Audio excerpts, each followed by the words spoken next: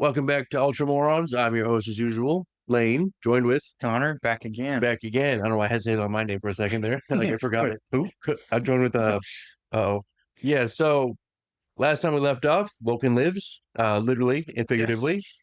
So back again with that. So we're gonna continue that. Also, before we continue though, like it if you like it, subscribe and all that if you want to. Because we've been getting some views on some recent stuff. People have been liking it. That's good to see. But yes, so Vulkan came out of the volcano because Numion went inside and died. I feel like I was pretty clear about that last time, but I just want to make sure people understand that. Yes, Vulkan is back. Numion, stripped naked, went to the volcano and died. Yes. He's gone. Vulkan lives for real this time. Yes, he is totally for real alive. Yeah. And the guy who kept saying it died before I get to see it. Unfortunate. So is it because Numion dies that Vulkan is back, or kind of? It's weird. Yes, basically. Which is strange because you're like, how does that work? Right. Because remember, he comes out of the volcano with the spear still in him. Yeah. So it's like, so the spear wasn't stopping him from coming back, I guess. So what was it? Yeah, and that's what I was thinking. I was like, because I think we talked about it in the last one, it goes in right for Numion. I was like, is it just a coincidence that happens? Or it sounds like it's done on purpose from like, why? If you really try to break it down, you're like, it doesn't really make sense, but you're like, well, whatever. Yeah. It's all magic. Yeah. Warp shenanigans. Exactly. Nocturne shenanigans. So, and this one other third way to wrap up here. Quor Gallek, we talked about him last time. I don't know if I said he died or not, but he's not dead. He escaped from getting killed by the Salamanders and everybody else on that planet. Yeah. Just the last second, he basically teleported away. Yes. And he ends up on a human world far away that is going crazy, basically, because they have a fear of Horus arriving and have almost built like a cult there in fear. And Quor Gallek is there and he's, helping this. They're like, I'll show you something. Let me show you how to build a cult. All right. He's a word bearer, right? He knows all about it. Right. So as he does this and gets pretty far, all of a sudden Eldar shows up and kills him and steals two things from him: a silver dagger and a casket holding 8 broken shards of gray stone that when this Eldar looked at it, it was like so bright in his seer sight. Like it was like had energy to it. Mm-hmm. Like if you use EMF detector, he's going red, on this stuff. So Gallek he just got killed by the Eldar? Got killed by the Eldar. Okay. So he shows up and stabs him through with his witchblade and takes his stuff. Okay. And this here is Eldrad Uthran. We've talked about Eldrad before. Yes. He's been here a couple of times. He's been with Fulgrim and he talked to John Grammaticus as well, I believe. Yes, I think so. So, and there is, so that happens, kind of prequel, off-screen, kind of off-screen thing that happens here that we kind of need to cover as well. Mm-hmm. And that those stones in that box are the fulgurite that Quor Gallek stole. Okay, yeah. And the silver dagger, I believe, is that finger bone knife of Ferrus Manus. Mm-hmm. Okay. So, yeah. He steals those two things. So going back to Nocturne on Mount Deathfire, because the mountain is called Deathfire as well, not just the book. Okay. And it says he lay naked in the heart blood of his world, surrounded by fire, uncurling from fetid slumber. He should have been dead. And it is Vulkan. And he walks like a baby. He's trying, whoa, it's been a while. And he gets dressed and he hears a voice that says, "You have been here for several days, Vulkan." And this old tribesman is talking to him. And Vulkan says, "Who are you?" He says, "I'm Deathfire." And Vulkan says, "How is that possible? That's a mountain. You're not a mountain." It's just, it's a metaphor. You know what? And he says, "Let us say yes for a far simpler explanation than the alternative." Basically, he's like, you know what? Don't worry about it. Sure. Yeah. I see you just woke up, so I'll give you some time to recover. Yeah. So I was going to say Fulgrim. No, is Vulkan, is he kind of like how he was last time he came back, where he's like not fully there? He seems more recovered than just being insane from Curse, but he's definitely still a little dazed in a way. Like the guy explains basically that Vulkan has been down here for days. He keeps dying and coming back because he can't get out of the mountain before he dies again. So he keeps having to try to get further and further. So it's, could this guy be an illusion? A hallucination? It's hard to know. And the old man points at him and says, "That thing that you got in your chest there is a shard of a shard of a shard." He said, "That wounded you, it killed you for a while, but you are reborn, Vulkan." And Vulkan, the memory comes back. Isfahan, McCragg, all of it, right? The whole spear thing, chasing curs. So he's like, "Whoa, that was crazy. I can't believe that." And it's also all bad memories. None of these were good. So he kind of has to sit with that for a moment. And then there's more waiting for him as he leaves. There's an anvil and on a talisman that he apparently forged himself during days he doesn't remember. Like he's like, they're like, you made this. He's like, I don't remember making this, but you did. It's a disc bearing the Drake's face, ringed by 7 hammers. He doesn't know what it means. And it's also a great 2-handed hammer, whose name arrives in his mind, but he also doesn't remember forging, called Kheradruakh, or the Burning Hand. I don't know if I have a picture of it. There it is. That's kind of hammer he's using right here. Mm-hmm. The Burning Hand. So this is not Dawnbringer. Right, I was going to say. Bringer, I think, is gone. Okay. I think it got lost in the volcano or something. I don't know. I might be wrong, but yes, this is now the new hammer used, which I don't know if it has a teleporter in it like the old one did. Okay. And the old man points across the lava sea, and he says, "You must take the shadowed road, Lord of Drakes. It leads to a fell place, but that is your path." So there's a gate buried into the lava in a vault below the cavern that Vulkan will have to get through with this hammer. And he basically asks this old man, he says, "Why am I here?" And then it turns around, the old man's gone. He said, "Okay, cool. You can tell me a bunch of stuff, but I asked you a single question. You want to run away." It's like the Michael Myers stuff where he just turns around and runs really fast. Right. He's like, "Yeah, I don't think he saw me." So all of a sudden, 3 of these sky hunters that are salamanders that attack aerially, obviously, show up on jet bikes, and they're moving around, and they run to this hooded figure huddled in ash, and they ask a question. They say, "Numion?" Because they don't know what happened to Numion. Right? Only we know he went to that volcano, but they just know he left in the night left his stuff behind and disappeared. Right. And then he takes the hood off, and it says, "My sons." And it's like, "Oh, it's Vulkan. He's here." So remember we talked about last episode. It ended with that, and this is kind of how he got there. Right. Okay. So there is Beric Zydos, and we have a picture of Zydos right there. He also has a hammer. And he was we talked about him in the last one, right? Yes. Yeah. He was there. Eigen Gargo. There's Gargo. He was there too. He has a sphere. Who else? And Abademi. And here's Abademi. He's a little green mohawk. Okay. At least I think it's a mohawk. Maybe it's just like a implant or something. I don't know. It's hard to tell. Yeah. So yes, they're all 3 here.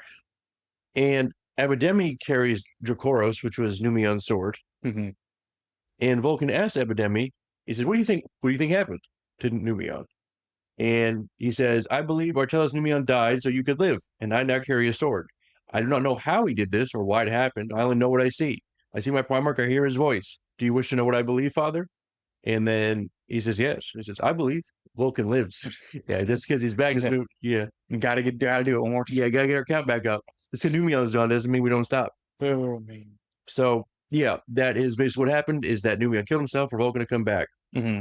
Does Vulkan still have the big piece of...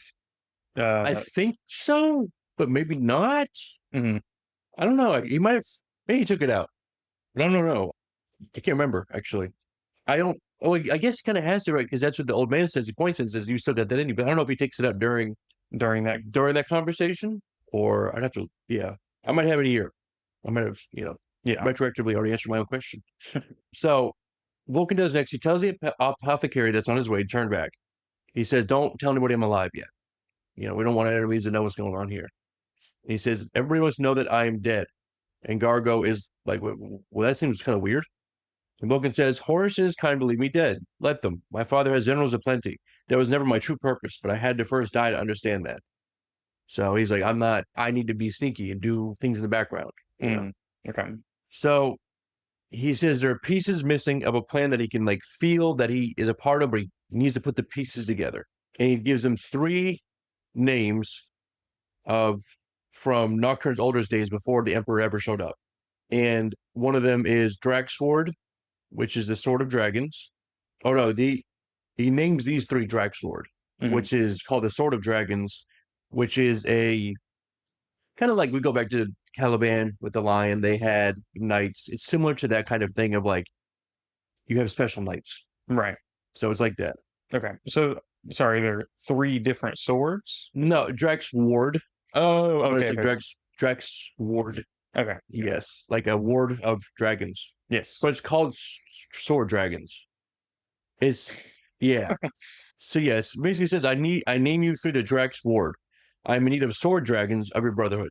So I call Draksword, but they're sword dragons. Hey, okay. It's just a title, really. Yeah. It's nothing really crazy. So Zydo says, of course, I swear upon my thunder hammer that I will do my purpose. And he says, but I still grieve for Numion, and I don't really understand any of what's going on, but you're back, and that's all I need to know. And Vulkan says, return to the mountain in 3 days with a small, fast ship, and we must leave unnoticed. And says, we have to go to the Shadow Road, which is what the old man said. So, and I answer my question here. Sorry, some of these notes I've written a while ago, and I've read through them, but then we do the other episodes, and so we get ahead, and then I forget. So yes, when he's on the mountain alone, Vulkan takes up the Erdrikul's hammer, and then pulls out the full brightness chest. So yes, I guess he had it the whole time. Okay. Now he's finally taking it out. Got it. I was like, I'm pretty sure he does at some point. Yeah. And he takes it out, and he puts it down, and he says, it held the Emperor's grace, and so it was the Emperor in Vulkan's eyes. So yeah, it's weird, but it's like, this is a piece of you, that I hold in a reverence. It's like, all right, buddy, relax. So 3 days later, they come back with the Thunderhawk, which is, you play Space Marine 2 in the beginning. That's what a Thunderhawk is. It's a troop transport, basically, but they're very fast. Yeah. Really, technically, in Space Marine 2, the Tyranny shouldn't even be able to keep up with you. That's how fast they are. Like, I think speed of sound almost. But anyways. Okay.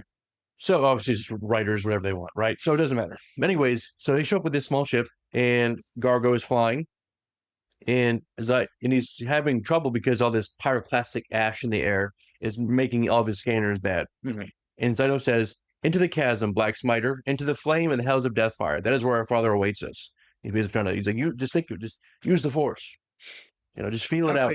Yeah, just believe the Vulkan lives. He's like, I know I saw him. What? Stop saying that. So what they find inside this mountain is like a hidden world. It's a cavern the size of a city, and in it they find these deep drakes of legend, these armored like dragons almost, with scales that are the size of shields and teeth like spears, and there's watching this gunship pass over their nest. Just keep an eye on them. And deeper past that is where like the mountain starts to look more like scale and bone, and then even older than that. And Vulkan is guiding him. He says, they are the world serpents, the eldest of all the Erdrakes of Nocturne. So old they have passed into myth. So it's kind of like, it's like mythology, right? But these are like real myths, dragons here, like Game of Thrones style, right? So it is the whole myth is that like these dragons, when you're so long, they're so massive that their breathing fire makes them cause the earth to move, Nocturne to move around. They heat it up so it can move, type of thing. And because the Draxword grew up being told that their world is like alive. Nocturne's a living being. It's like, kind of true in some ways. Yeah. And they keep going. They land in the maw, and Vulkan shows them the thing that he's been swinging his hammer at for like 3 days now, which is a crooked archway of like night black bone pressed with gems that glow a sickly green. And they have been buried here for a long time. It's an ancient door. And Zealous recognizes immediately, and he says, that's Eldar, because they're the only people that build with bone like that, because they use that wraith bone, which is, they changed it, I think, last year, but it used to be that bone singers, I think they're called, or bone something, the Eldar people that can use the bone, they like pull it out of the warp, and they basically sculpt it into whatever they want. So they build their ships out of this material called wraith bone. They changed it last year where now it's warp energy plus like another mineral that they use, which I'm like, that's kind of, why can't it just be cool magic bone, So yes, it is made out of this material that Eldar use for everything. Okay. It's basically infinite. You just pull it out of the warp and then you fashion it into whatever. So Vulkan says it's been broken for an age, sealed here in the nadir of the world. It is how we reach the Shadow Road, Commorragh. So I don't know if we talked about Commorragh before, but Commorragh is the city of Drukhari. So bad news. You don't want to go in there. Okay. But that's where he has to go. So it is also a city that is like incomprehensible to the average person. Kind of like the Webway was. Like it's very non-Euclidean, maybe that's the term. I don't know. It's just, you can't map it basically. Okay. This is in the warp, right? This kind of city. Yes. Okay. It's in kind of Webway system / warp system. Okay. Got it. And Zydos asks, so when we get past Commorragh, where we're going? And Vulkan says Terra. So basically this is a Webway door that can lead all the way back to Terra through the Webway systems. So that's the whole idea here, is that he's going to take a shortcut to get to Terra instead of having to go all the way.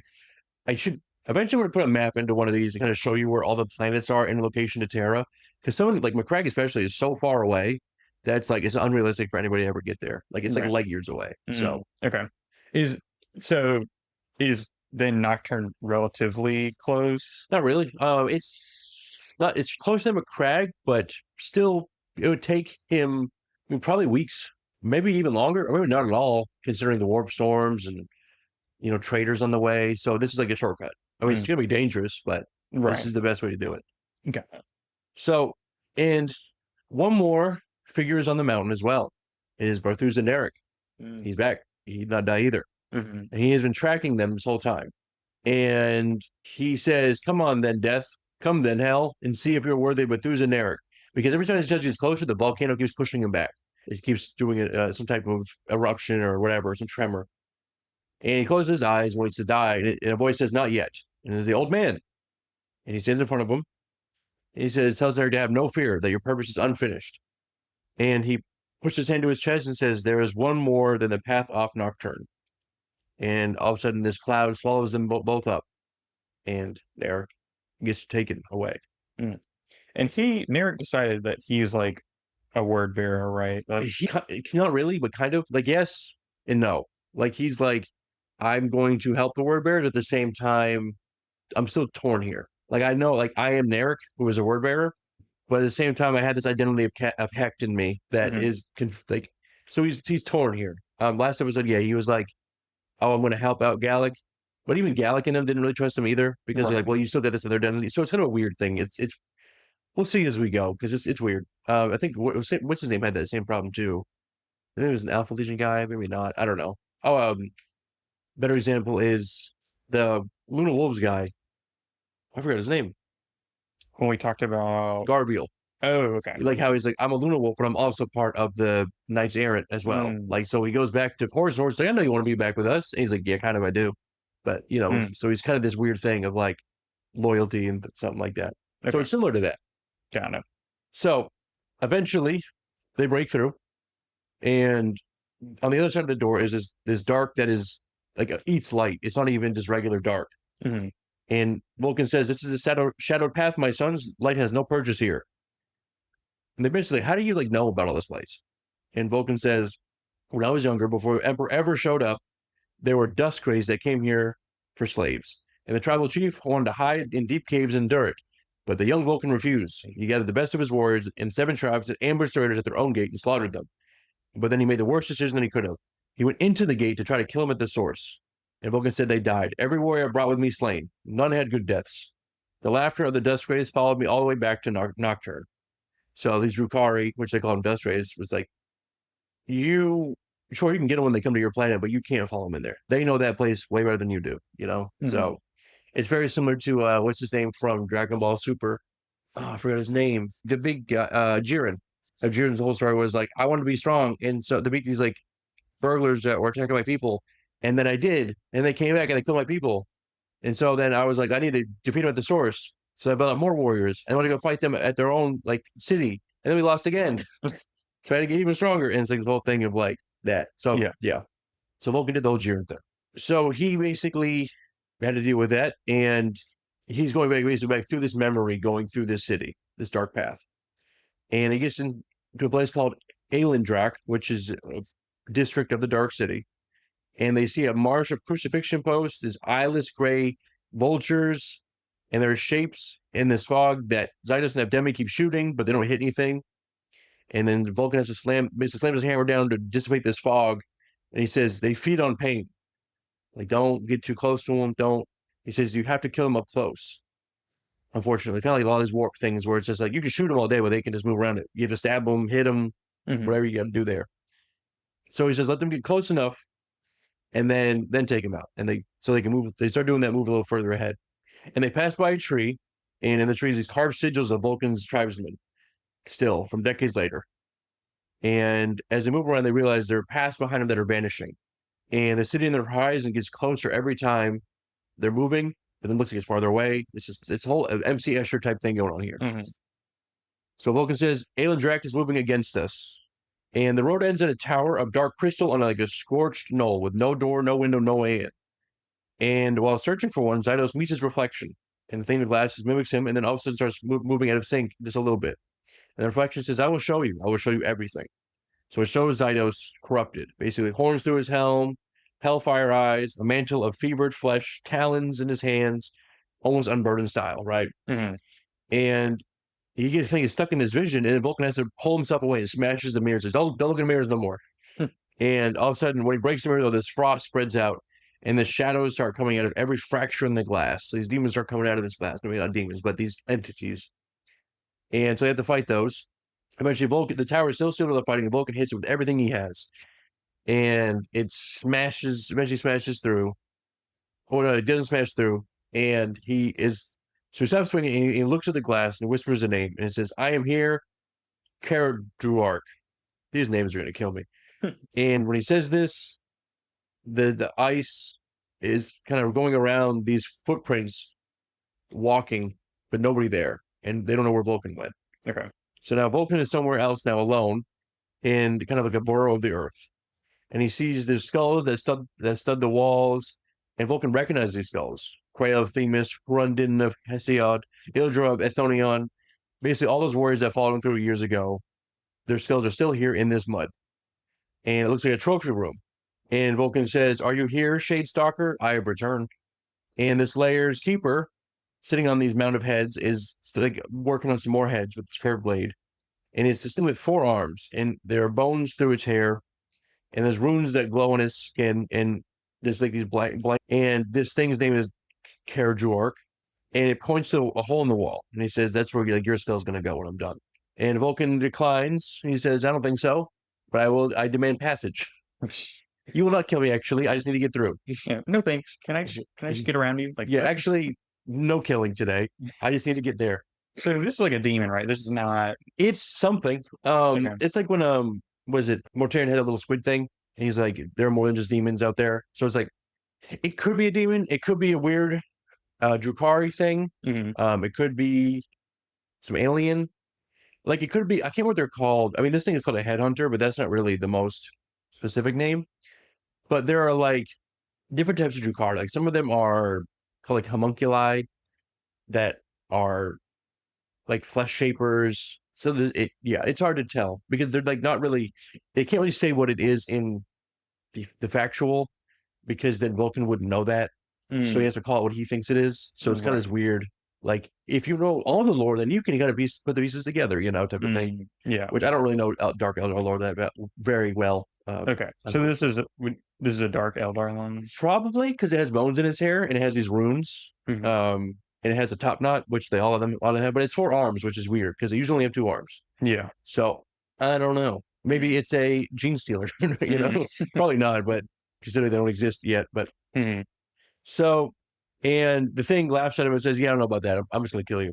So they start fighting, and the Kheradruakh is moving in and out of the shadows, and Vulkan is not doing well. He can't keep up with this thing. And it says, "You could not escape my blade forever."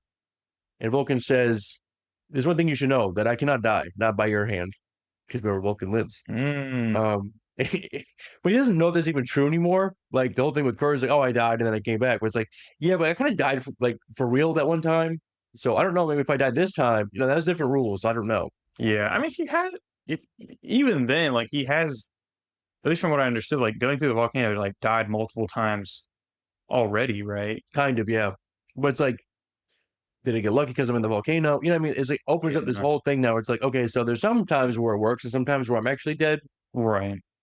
So he doesn't really know. But he says it anyways because it kind of is like a good thing to say. It's like half true, So what actually helps him the most is that he has a memory. And the last time Vulkan was here, the final warrior to die was a man named Belgorad, who wrapped his spear in cloth, doused it in drake spit, and lit it on fire. Basically, drake spit is like oil, right? And used this flaming spear torch in the dark, and the Kheradruakh flinched from it because he's afraid of fire. So Vulkan speaks Belgrad's name, and watch the hunters kind of hesitate for a moment. Say, "Hey, whoa, don't say that." Who? And he reaches for the sigils on Urdrukul's haft, and he remembers, "You never did like the light." And all of a sudden, the hammer catches on fire, and it detonates this blinding white flash, and the Kheradruakh shrieks, and Vulkan swings under the sound, and just smashes it into pieces. The lair dissolves around him and leaves one object behind, which is a black cube hovering in the air, spitting dark lightning, which was the source of the shadow field. Vulkan destroys it, and outside, the whole tower comes down like shattering glass, and he is standing there in the middle of it. He's fine, but yeah. And they got to leave, and these shadows are coming back, and they're fighting, and Gargo is shooting them off with a gunship, and it's a whole runaway scene here. And then we have to jump away from that to go somewhere else.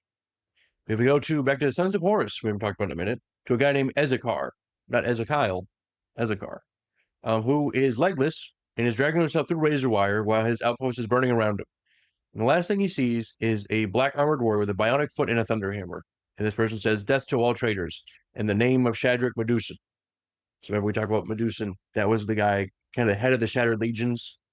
He tried to assassinate Horus before Molech failed. Didn't die, he just failed. So, yes. Okay, and then the other guy, is he's part of the Shattered Legions as well. Okay. He's killing this Sons of Horus guy. God. And his name is Phoenix or Phoenix. I don't know. So they're doing basically raid work here. Just kind of as they've been doing, jumping from planet to planet, kind of trying to stop supply lines, all the different type of stuff. And also just trying to find out where Horus is so they can try to do something there too. So there's this person named Gorgonson, who's an apothecary, and which is funny. I think a lot of these Iron Hands have these names just because of Gorgon. So it's very, it's creative naming all around here. So they're doing all this stuff, and Gorgonson says something to Meduson. He said about, like, you don't really ever stand out, but yet here you are leading this party. And Meduson says, "I've worked as strong as you have, brother, on Terra." And because the thing is, Meduson and Gorgonson are both Terrans, basically old Space Marines. They take down a flagship called the Iron Heart. Oh, no, they're on a flagship called the Iron Heart. And Aug, this guy, brings Meduson a prize from a wreckage of a ship they took down, which is basically a hololith orb in a sealed vault, and on it is a map with enemy ship, lanes, routes, flotillas, a big kind of some of that map we saw before that they found that was like all the different stuff, but it was like a warp object. They just smashed it because they were like, this thing is too dangerous. Right. Yeah. And Aug says that he broke the cipher himself and says this is a real map. Like I double checked. He says, but use it carefully, because if we use it too much, then they're going to know that we have this. So we need kind of to pick our targets specifically here. And Meduson says, we take the flotilla, got it, it'll hurt them. And Aug pushes back, and he says, but like, that's not what I said to do. Like, I said we should be careful, and you're saying no, just use it, we should kill everybody. And he's like, whatever. Right. Oh, here, I have a plan. What if I don't? Meduson says, good plan, we're not doing that. What we're going to do is the opposite of that plan. It's like, okay, whatever. Cool, thanks. So there is another thing that happens here too, and it's kind of a different book, but I want to cover kind of a little bit, is that all the way back to Isfan 5, one of the ships that got away, called the Veritas Ferrum, which is something like real steel, and real iron, because ferrum, iron, Veritas, verifiable iron, real steel. So anyways, it was this company, this 111th company. Their captain, Durn Atticus, survived. These are Iron Hands people. And he says they are the mark. He has his wounds all over him. And he says they are the mark of weak material that tears easily and is repaired imperfectly. If the flesh is scarred, it should be excised and replaced with more perfect substance. Very Mechanicus thinking. The flesh is weak. Right. Which you actually see Iron Hands take a lot of that thinking over time. And that's why most of them, they had the most tech marines, is because Mechanicus are like, oh, you think the same way we do, easy enough to train you into this thing. Because this guy Atticus is like almost totally augmetic as well. Most of his skull, his body, and he has one human eye. Yeah, so it's like that's why he replaced so many things, because it's like the flesh is weak, it must be replaced. Right. Is that a thing that Ferrus Manus also kind of held? Really, actually? Okay. Like he didn't dislike it, but he wasn't the fan of it either. Because, I mean, obviously he had the Iron Hands, but that was kind of an accident from when he killed that thing on his planet when he was a kid. His always thing was like the strength of the forge and the strength of like iron and like iron within, iron without, which is also what Iron Warriors say. But it's that like thought of like, if you can temper your own body to be as good as it possibly can be, then you can be good. But they take it as like, okay, then I need to replace my body to be even stronger. And he's like, not quite. That's not what I meant. So it gets to a point where it gets so out of hand. Ferrus Manus would definitely have a problem with it, but he's not going to say anything, right? Right. Kind of can't. So. Yeah. Do you think he would in the current kind of form of the Iron Hands right now? Now, maybe you might say something about it, but it wouldn't be as big a deal. Now we get to like 40K. Yes, they get very out of hand with it. Okay. It gets to a big problem of almost just like, I mean, they almost fight each other over it. It becomes the whole thing. So, Okay. yes. So Salamanders and Rapier are also part of this group here with Atticus. And Atticus leads them against the Emperor's children's ship called the Caledora, and they beat him. Emperor's children aren't known at this point for their fighting anymore. I mean, there's still some good fighters, right? Cario, but he's dead. Eidolon, he died, came back, I think Lucius, who's still alive somewhere out there, but he can't die. He just comes back anyways. Right. So Atticus says, the Emperor's children worship perfection. Let them behold our gift to them, brothers. We are bringing these traitors the perfection of war. But unfortunately, killing that ship costed them a lot of their fuel and half their ships. It's like, okay, we'll just stop at this planet here and we'll resupply. There's a nearby world called Pythos, and it's uninhabited. It actually has a colony of human worshippers of something that is something ancient that is sleeping. Iron Hands is called superstition, like old humans, these worship stuff. That's what they do. But they also are getting hallucinations of like these massive creatures. I kind of have a picture of the book here of kind of what they start seeing. Like they see some of these like dinosaur like beasts and these meteors, and it's just craziness. So they have this hallucinations, and all of a sudden they start dying. Some of them are dying from this hallucination. So anyway, that's real. And then people start vanishing. And Atticus basically has to say, like, there's something here on this planet that's hiding in the shadows. And he says, and I will annihilate it. I bet he does. So what is under Pythos is actually called a demon called Madail. And here's a picture of Madail. Yeah. Okay. So that demon is just a demon. He's not of any of the four. He's his own guy, Samus. Yeah. And we know about Samus is. Right. So this guy's on that level. So I'm sure you can already guess how this is going to go for them. Yeah. So they're dealing with Madail, and it is basically sending out demons to fight these people somehow. And every time they try to fight it basically feeds it. And the stone column is a beacon. And the rituals actually were containment rituals. But the company of the Shadow Legion doesn't understand that.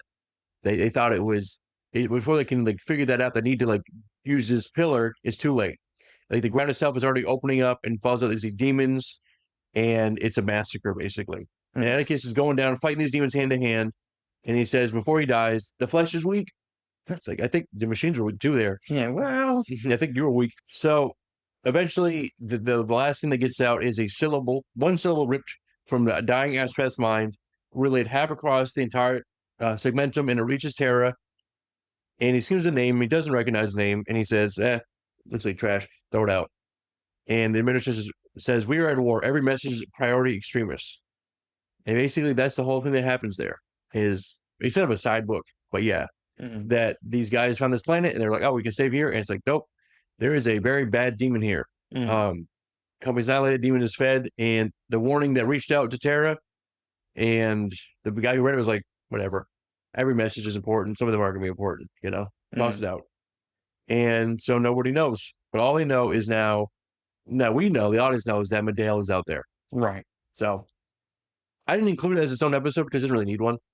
But it's just enough to introduce Madail, and also just kind of show that like a lot of people just go out and die, like not every message can be like you. Like everybody says we need to get back to Terra, but it's like everybody's trying to get back to Terra. It's a refugee crisis. Like it's not everybody's going to get in. So right.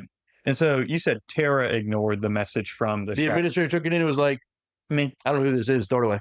Which is, if obviously went to like, let's say Rocal Dorn somehow, we'd be like, oh yeah, that's do something about that. But some regular human that has desk job was like, who's Atticus? There's like a trillion Atticuses, whatever. Spam, delete, reported, blocked. He took his IT courses. That's what it was. It's like getting fish. Yeah. I remember taking the class on this. So back to somebody else, not what's the Vulkan? Goodness, how did I forget Vulkan's name? To a guy named Aug. And Aug is, we talked about him. He is, with the Salamanders. And Aug has a dream. And he has a dream of a son of iron. He's crawling across a black battlefield. And he's wading through butchery toward a goal. He reaches it, draws his knife, and cuts a prize free of the body. And whose blood is hot enough to scar armor. And Aug's dream says a piece has already been removed, but the nipping dog who took it has already fled with his prize. And Aug doesn't know what that means. It's just a weird dream. And we've talked about this before. People have these dreams and they're like, I don't know what that means, but it's probably a prophecy for something. Do they know that it's a prophecy for something at this point? Or are they just kind of like weird? Well, no, because everybody has weird dreams sometimes. And also it's kind of like even going back to Betrayer. when Karn is supposed to die on a barren planet with gray skies. But he doesn't, instead, Argoltal does. But then Argoltal has a dream, well, one day he's going to die in the wings of a great eagle of the Imperium. And so he assumes it's going to be on Terra, but it's not. It's actually on Nuceria when the Ultramarine ships are in the orbit. So it's like, it's hard to even, like, they can say, I had this dream, so I was like, yeah, but how does it help us? Like, we don't even know what that means. So it's always weird to, like, and sometimes people think it might be, like, warp influence as well. Like, I don't know, like, especially if you're a psyker, you're like, psychers have weird dreams, that's what happens. So yeah, like, that's sketchy. I'm not following that. Yeah. Sounds like you have demon stuff going on there. I'm not going to look into that. Okay. So, and Freya, now they don't really explain what's going on there. So Aug wakes up in the Apothecarion, where Gorgonson is trying to put them back together. And Aug Rebuilt was an extensive, and it was performed by Mechanicum. And Gorgonson has no idea what they did to him. They're like, they just kind of put you back together in a weird Mechanicus way. And Aug says, whatever, I feel strong. I can go. Let me go. He says, okay, go ahead. So Meduson has spent months of these coded messages and dead drops assembling the largest gathering of Iron Hands and their allies since Isfahan, aboard a dead cruiser hanging over, which is a world that Horus murdered just as a statement. He had no reason to be there. He just wanted to prove a point. And Meduson arrives at this meeting late, and he can see these Iron Fathers. So Iron Hands have a group called the Iron Fathers, who are like their top guys. They're generals, captains, whatever. Okay. They're Mournables, right? Right. And he kind of walks in the middle of them and says, we are winning. And he says, whole speech. And everybody's like, yeah, we are winning. It's like, sure. And he says, remember the taste of victories, because we're going to get more of that. That's bold coming from the one Legion who has no Primarch. Yeah. Really? Yeah. I mean, I guess Alpha Legion, what? Well, I guess they don't know about that. But that's true. Actually, they don't even know. Yeah. It could be anybody. Did Ferrus really die? We don't know. All of a sudden, like next week, they're like, Alpharius lives. Alpharius lives. Maybe? Question mark? Yeah. So Meduson says, sons of Gorgon do not lurk in the shadows. And he shows them the map, and he says, this is what we destroy the entire flotilla. And he says, this is our first step in reforging the Iron 10th as Legion, and we're joining the war for Terra. And the room kind of splits, and some of them are like, yeah. And the other ones are like, that doesn't seem like a good idea. Yeah. And this guy, Kulig Rot, who's an Iron Father, says, an empty throne is just before you, and your ambition is to fill it, not just a legion. And then Rot, this one says, you're a legion. All hail Shadrach Meduson. So basically, Meduson has become like the new Primarch, but not really, right? His Lord Commander, I guess you would say. Yeah. And Meduson says, it is not a glory I seek, Yebez. It is purpose, meaning our father did not force to be scavengers. So this kind of iron within, iron without mentality is probably going to get them killed, right? Because it's like, I mean, that's why Ferrus Man is killed. No, we can still win. We just got to charge them. Everybody's like, stop. What are you doing? But to be fair, he probably would have killed Fulgrim if Fulgrim didn't have the demon in him. So it's like, yeah, he was wrong, but it wasn't his fault that he was wrong. Like, yeah. It is what it is. But yeah, it could have been good if it just wasn't demons. If he had complete information, it would have been different. Yeah. So another clan shows up as well, Autak Moore, who's an Iron Father, and people don't really like him. He's been known to fight other Iron Hands people, and he joined as well. He says, "Let's do it." And the muster ends with the stomping of boots and drawing of swords, and Meduson is ready, and they all gather around it. And this guy Neuro says, "You had me at kill our enemies." All the other stuff, I wasn't even listening. So that feels like such a Marvel line. It's Iron Hands, I'll say, are the least. I wouldn't say the least, but they don't have much depth. It's always just about being strong and tough and killing people. It's kind of because even you think, oh, world eaters, but even world eaters honestly have more depth in some ways. Right. Because it's it's not their choice to be like that. Especially when we saw with Betrayer, the whole scene with Angron and Leman Russ really shows that of your world eaters just kill and murder. They don't even like you anymore because of what you've done to them. They can't even protect you. At least with my Space Wolves, if I got a situation, they would come and help me. You don't even have the so there's some depth there. Now, am I wrong? Maybe. I don't know. I haven't read the most Iron Hand stuff, so maybe they do have some depth. But it just feels like they're very, especially because Ferrus Manus too was oh, he's gone. So it's you don't really even get much more of him after the fourth book. Yeah. Or the fifth book. So it's and we're on book 40. So it's I mean, obviously we're gonna jump around a lot, but still. Yeah. Just in modern 40k lore, do people even still talk about Ferrus Manus, or they're like, he's been dead? They barely even talk about the Primars, to be honest with you, Oh, really? because they almost seem like mythological people. It's been 10,000 years. Mm. Obviously, Guilliman is back, Mm-hmm. but he is the Primarch. Like, people know the stories of, oh, the Emperor long ago created 20 sons or 18 sons to protect the Imperium from dangers, and they all disappeared one day, except for one that came back as Guilliman, you know? So they don't even know what happened to them. Okay. Like, any of the stories, because that stuff is just lost over time. Mm. So Got it. So the Iron Hands just kind of like, they know Ferrus Manus was their father in a way, but it's just so long ago that they, like I said earlier, it's kind of gotten corrupted, like the message to something else.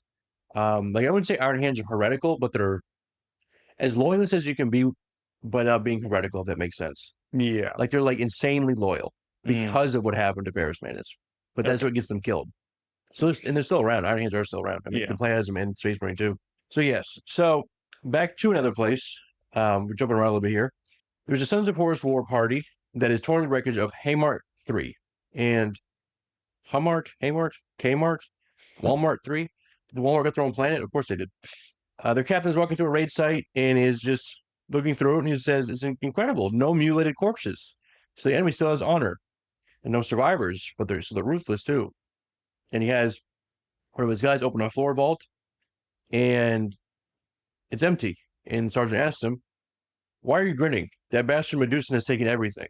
And the captain is Tybalt Marr. And we've never talked about Tybalt Marr before, but he is a Sons of Horus guy. But basically what this is showing is that Medusa and his guys have been hitting these points on his map, and now Sons of Horus are starting to notice they're getting us in a way that they shouldn't be able to do. Almost like the plan should have. Right. It is interesting. Like, we don't really talk about the Sons of Horus ever. Are they just kind of like, I know like a lot of the word bearers are kind of demon, esque, or they're kind of interacting with the war. That, yeah. Are the Sons of Horus just like there? They're just they kind of do what Horus says, but since Horus is the guy, they almost they're like pirates in a way, but they're not.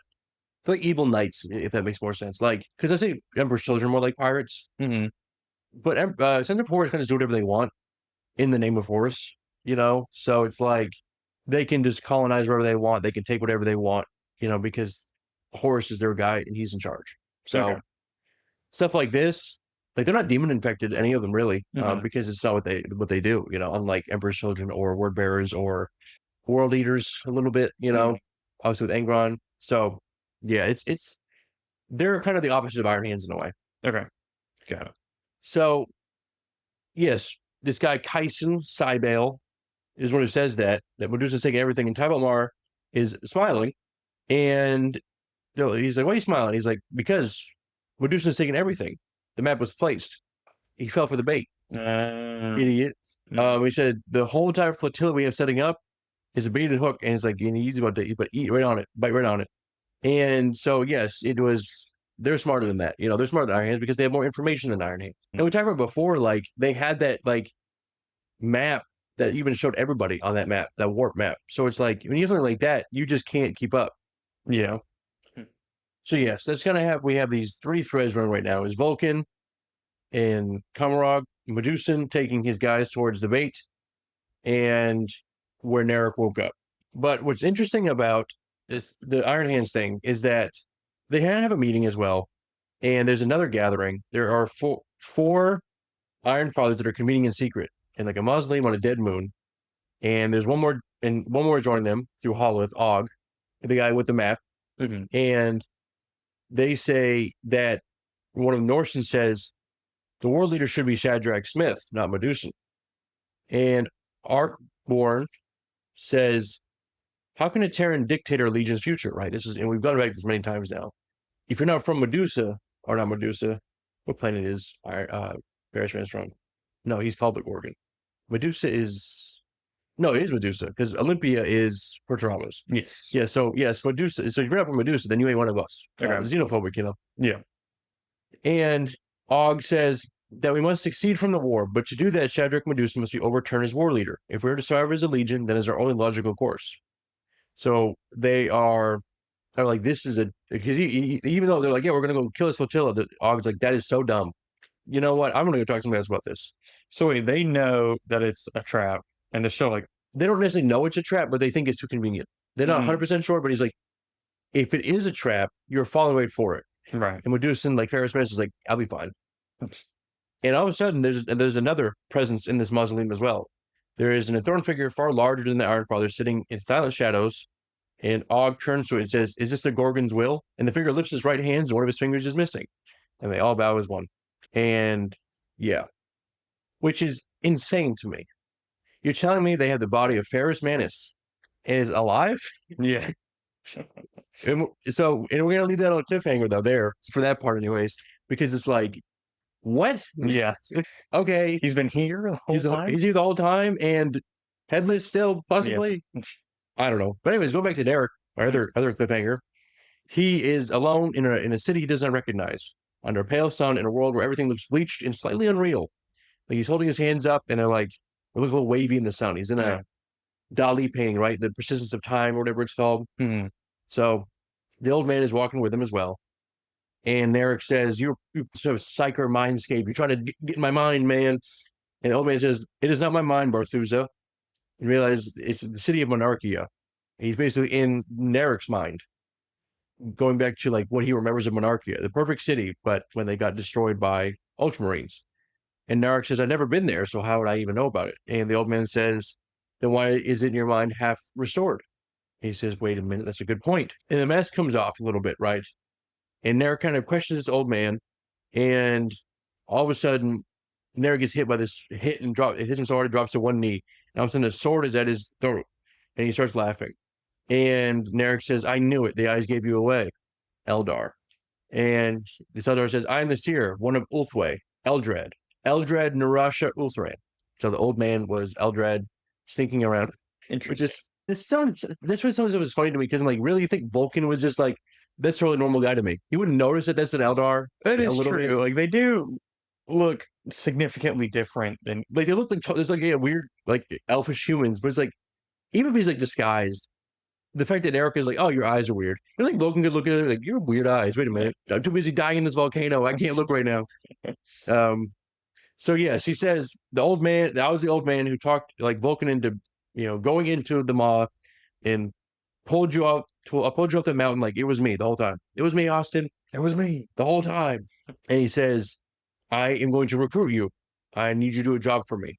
And he says, the fate is like web strands. And we need to make sure all those strands are going the right way. And the immortals who cheat their deaths make their strands vibrate so fast that even my far-seeing sight blurs. And he says the Cabal has been throwing those strands to steer the whole war. And Eldrad says, you, Barthuza and Narek, are precisely who I need to still the skeins of fate, to still the web. He says, I do not need a pawn, I need an assassin. And, you're like, why would Narek do that? This is an alien. At the end of the day, Narek is still a space marine. Right. And Eldrad basically tells him, you like killing. I know you do. So don't act like you're not going to do this. And what Eldrad's in, he's holding a piece of Fulgurite, a tiny little piece, the ones he stole from Quor Gallek. Mm-hmm. And he says, what is this to you? And Narek says, it proves the Emperor's divinity. And Eldrad says, and with it, even gods, or those claiming to be gods, can die. And Eldrad offers him payment, and only currency that Narek even matters anymore is the means to reach it. And now, who is him? We don't know. But there's something that Narek wants to get to. Can't be Quor Gallek because he's dead. Right. So eventually the dream kind of burns down around them. And all of a sudden they see in the distance a figure with a flaming sword and a laurel wreath. And Narek says, who is that? And Eldrad says, he'll help. And then he says, it is fate.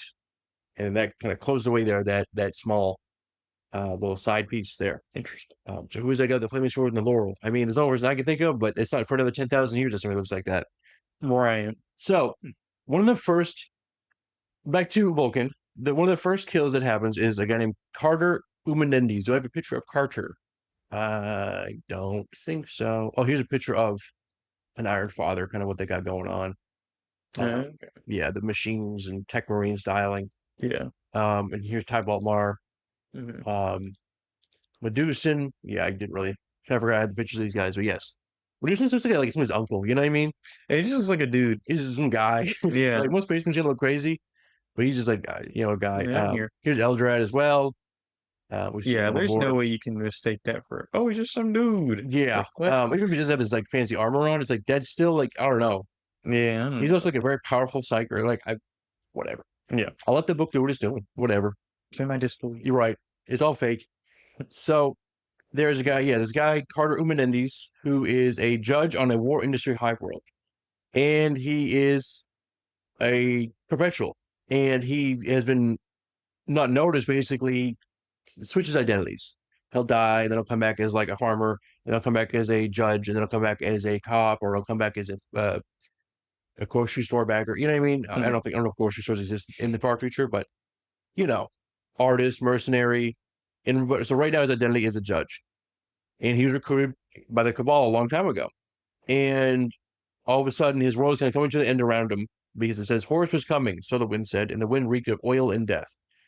So Carter is being hunted by two people, a monstrous psychic weight that he can't even really look at, that is called the Hound, and he runs for his fortified house, and he orders his chief proctor to melt the gates shut behind him, and he seals himself in a box chamber, and he sends a warning in, just so he can get him. And the only person that he knows the name is John.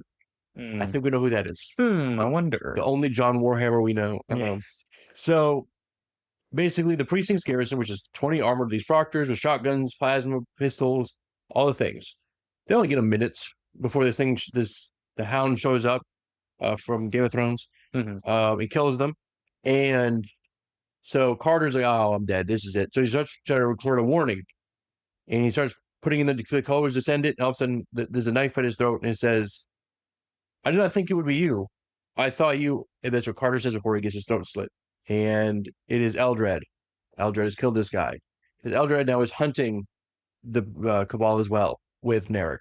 So Interesting. he plays with the warning when that was sent to John, and he destroys the tape before it gets sent out. And basically, this Hound is Eldrad, the psychic weight, because Eldrad is so psychically powerful that that's I can't get over it. Like it's just like you tell me Vulkan, who's Perpetual and a Primarch, wouldn't look at somebody just like Amanda asked me like, "There's something weird about you."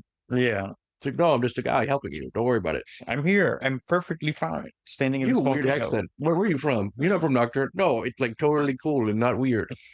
It's like so just like feeling the crazy psychic energy. It's like, no, this is every time I look at my head hurts. Why is that? It's I don't know. It must be like the volcano or something. It's the wind. It's like it's like the ash. Go down the mountain. Go away. You're breathing in smoke. Yeah, you're breathing in smoke. Go away. Like it's also some psychers can like dampen their presence. So I don't know. Maybe you can do that. So yeah, who knows, right? Okay, so but Eldrad and Narek are now hunting down the Cabal. Okay, so they just killed this guy, but he's Perpetual, so isn't he gonna come back, or did they kill him with the stuff?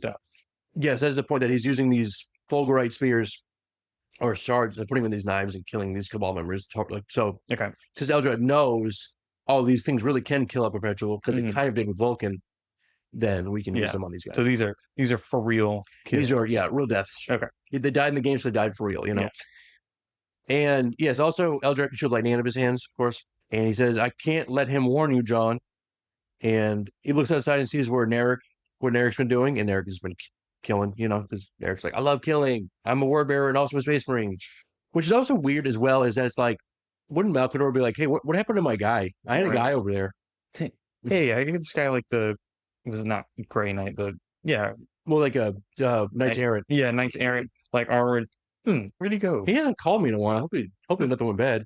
But I guess Malkador's thing is like, if you die, then I never recognize you type of thing, maybe. But at the same time, they do wear Malkador's sigil, so it's like kind of know where it's coming from. But I guess it takes long to send a message that maybe he did send a message and it's still getting there. So the next target is that you see Eldrad moving through this jungle, and at the summit waits Gehet, who is a large, almost frog-like person.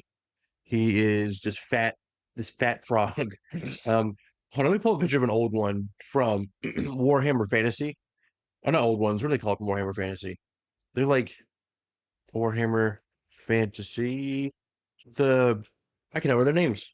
Frog guy. There we go. Slan. Yes, but who is kind of like that? He's a little bat frog sitting on his throne. And these, well, this is fantasy. They're like super powerful psychic race of people. That's kind of why they sit in their thrones. Okay. Because they, don't need to do anything else. Mm. So Gehet is kind of looks like one of these guys, right? With the magics and all this stuff. Okay. It reminds me of like the Marvel dude that's just a big head in a chair. Oh, MODOK. Yeah. There's a little MODOK like, or even like Thanos before he decided to get out of the chair. Yeah. You see these little frog guys doing their magics. So yes, Gehet looks like one of these guys, which is funny because like, is that like a fantasy reference or? Right. So, and he is old, older than the Eldar, which is basically, I mean, this is the last old one apparently, which is kind of crazy to think that, because we barely covered it, but the War in Heaven, which the Necrontyr and the Old Ones, was millions of years ago, millions and like 100 million years ago. So the fact that, and all Old Ones are basically gone or dead, because Necrontyr with the Satan, they did a whole thing, and they became the Necroners. They went to sleep. It was the whole thing, right? The fact that one of them is still alive is kind of floating around is so crazy. Yeah. Because especially because there's no really any lore on the Old Ones. They just know about the War in Heaven and that it was like a precursor race thing, but that's it. Interesting. So Gehet is one of them, and he's been running the Cabal, which is also crazy too, because you're like, so then he's right, you would think? Like, he has hundreds of millions of years of knowledge. Right. But, and also the Old Ones apparently made humanity and also Jokera, also orcs, and another race I can't remember. So it's like, very, very. They made like everything, and I feel like where this is going is like, oh, and then he went up and he killed him. It's like, right. What? There's another one there too, next to Gehet, who's called Slau. We talked about Slau before, and he's also an Eldar. And they, we talked about the Cabal plenty at this point, right? They got Alfarius to join them, and John Grammaticus and all his stuff, and they basically want to kill. Humanity needs to die for the acuity, which is chaos has to burn itself out as using humanity as the fuel, and once humanity's gone, then chaos is gone. Now, Eldrad is like, that doesn't make sense, because chaos still affects things besides humanity. It just affects humanity the most, but Eldar created Slaanesh, and orcs still exist. I mean, there's no chaos orcs, but there's still things in the universe that affect it. So, right, whatever. And Eldrad used to be one of them until he was like, the acuity is reading it wrong. Like, Horus has to survive. Mankind must survive, and Horus must die. Because Horus is the problem here. With Molech and all that stuff, and all of his demons, and all the Primarchs that he has. Like, he is giving chaos so much more power. And if humanity wins, and the Emperor can do what he's trying to do with the Webway project, which already has failed at this point, then humanity actually is fine. He's the Elder. That's why Elder is like, you guys are reading it wrong. You're reading the tea leaves wrong. Right. Even if you're an old one, you're wrong. Because, you got to think they're biased, right? Of course, yeah, humanity can all die. Except for us cool Eldar and Old Ones and other aliens. We're fine, So it's very, definitely biased. Yeah. I'm curious. So does Warhammer Fantasy, is that technically the same timeline, just super far into the future, or are they completely separate universes? No, it's for fantasy end with the end times. So everything Chaos Run at the end, got eaten up, and then Age of Sigmar kind of took over from there. So they're different universes. Sigmar and fantasy related, but 40K is always been 40K. Okay. Yeah. And it's a good question, because some people do think, oh, it's all the same universe. It's not. It's not like fantasy is, oh, this is ancient 40K. It's like, no, it's a different thing. The thing that is the same is actually the Chaos Gods are always the same in every universe. Even in Blood Bowl, they're the same ones, except for Nuffle, who was made for Blood Bowl. But that's a whole different episode. But yeah, all the Chaos Gods are always the same. So like Khorne in fantasy is in Sigmar, and in 40K is the exact same Khorne always. Right. So that's the only thing that goes through, because Chaos just works that way. They're like, oh, whenever a Chaos God is born, technically they always exist. Which somebody explained it properly at one point, but I can't remember what they said. But basically, it's like Slaanesh. When Slaanesh is born in a couple hundred years ago, technically she's always existed, so she can always influence people even back in time in a way to make herself exist. I can't really explain it, because it sounds very confusing, but it's like, right, it's not if you break it down. Interesting. Okay, so that means that the frog guys or whatever, they might be like a wink at Warhammer Fantasy, but they are not. That is not the No, guy. he is not. Yeah, okay. he's not a Slan from Fantasy. No, Okay. they all died off as well because I think just chaos targeting them specifically. Because like you're way too strong. Stop doing that. So no, this it's more of like a slight reference to them, but it also is like just they being like kind of Easter egg, be like this is the last old one, like ever. So Okay. better enjoy it. Which is like the problem is like I would enjoy it if you actually gave it some depth in the way of like, so what were the old ones about? What was their culture? What do they do? You know, what do they have? Right. They didn't. So, anyways, eventually Narek and Eldrad meet Gehet, and he pins him to the spot with his psychic power. But even lifting his finger and just looking at him, and he was peeling his mind away layer by layer. He's like, why are you doing this? I'm going to figure it out. And Gehet says, who is your pawn this time? Now the Gorgon is dead. Have you cultivated another? Which is so interesting. So apparently the Cabal tried to send Ferrus Manus on the Cabal's path as well, but he failed. Obviously, he died. So it's like, wait, what? Huh? That was never brought up. Yeah. And Eldrad recognized poor Gallek's silver daggers belonging to Ferrus Manus. Remember that silver dagger he had? So when Eldrad picks it up, he's like, oh, this is Ferrus Manus' finger, the other person they tried to send. So it's all coming together. Yeah. But Gehet has made one mistake. His big frog ego got in the way of something. And he's like crushing this Eldrad's mind, but he doesn't realize. And he opens his mind and finds a strange resistance in it, and he smiles at him. And Gehet is like, why are you smiling? And then this Eldrad says, I'm not Eldrad. And all of a sudden, this person that you think is Eldrad is Narek. And then Eldrad stabs through the back from concealment, and then basically fills his blade full of this witch lightning. And he hits him with so much lightning, it turns him into ash. So yes, Gehet, the last old one is dead. Which, fair enough, right? Yeah. Because it's like, yeah, because that's, and I do like this, like, he's this unbelievably powerful being, but it's like, yeah, but he's still living being in the way of like, I am so powerful, nobody could touch me. It's like, except for me, idiot. Yeah. So, and Narek, he lets Narek go, obviously, because he dies, and Narek gets dropped to his knees and basically spitting out blood. He's like, that was not, you took too long. That was very painful. I didn't like this plan, Xenos. I prefer it when I steal under smoke and kill everyone with my rifle.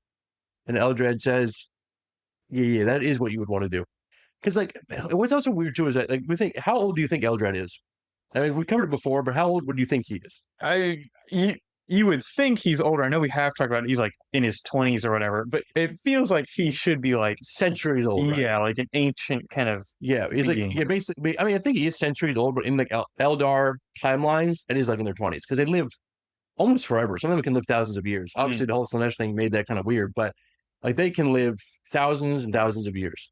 So the fact that this like 20-year-old guys running around assassinating ancient people and like killing this Illuminati of space is like, all right, sure. Yeah, sure. I am curious. So I know we talked about this. So the old ones really, even with kind of the War in Heaven, was what it was called, the stuff kind of before, you really don't get any explanation on kind of what they're like. You don't even know what they look like.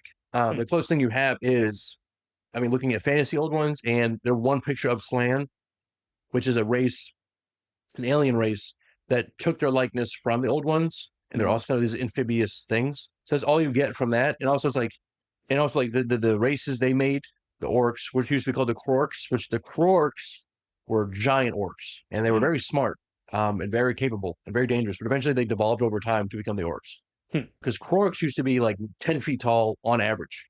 These are bigger than Primarchs, just things walking around. They were very smart and capable, but I don't know, somehow they just devolved into the orcs that we know now. Interesting. They made humanity. They made the Eldar. Basically, they made a bunch of races to fight against the Necrons because Necrons became too powerful. And we'll do a whole episode. Maybe I'll remake the episode we did I did last year, our first episode, and get more detail about it. But basically, the Necron tier met the old ones, and the Necron tier problem they would die very young from cancer because the way they're all lived around the sun that would give them super gamma radiation all the time. So they lived like 20 years old and just die. Super short life cycles. Old ones show up, they live forever. They live like basically immortals, thousands and thousands, thousands of years. And the Necron tier are like, hey, can you like just give us a little bit of immortality? Just like, just fix this. And the old one said, no, too bad. And Necron says, what do you mean too bad? That's it, we're going to kill you. And so they started fighting him, and then the Necrontyr almost got wiped out because it's like, of course you would, Yeah. you know. And then all of a sudden, these things show up called the Satan, and they're these like gods of energy, and they kind of eat suns. Most is what they would do, but they were, what do you call it? Like metaphysical. They were energy. They couldn't interact with real space. Right. That was the thing under Mars, right? Yes, the Void Dragon is one of those. Well, that's a shard of the Void Dragon. It's not the complete Void Dragon. But yeah, they can't interact with real space. But the Necrontyr said, hey, how about we make you some bodies? Physical bodies made out of this stuff called, which is living metal that can like repair itself. Okay. And the Satan were like, sure, but what's in it for us? And they said, you will help us kill the old ones. And they said, okay, fair enough. And so they did. And the Satan, I mean, these are space gods of energy, easily wiped out the old ones. And the old ones were like, oh, this is bad. And then they seeded all the other species to fight back. And eventually the Satan asked one of them, I can't remember one's name, his real name. They called it the Deceiver, was like, well, we want to give you a gift for being so, giving us all the energy to eat. And one of them was like, we'll give you mortality like you wanted. And the Silent King, Trazen, was like, sure, that makes sense. Yeah. And then he has a whole council about it. And this one guy called, I think, Orican or somebody else was like, I think this is a bad idea.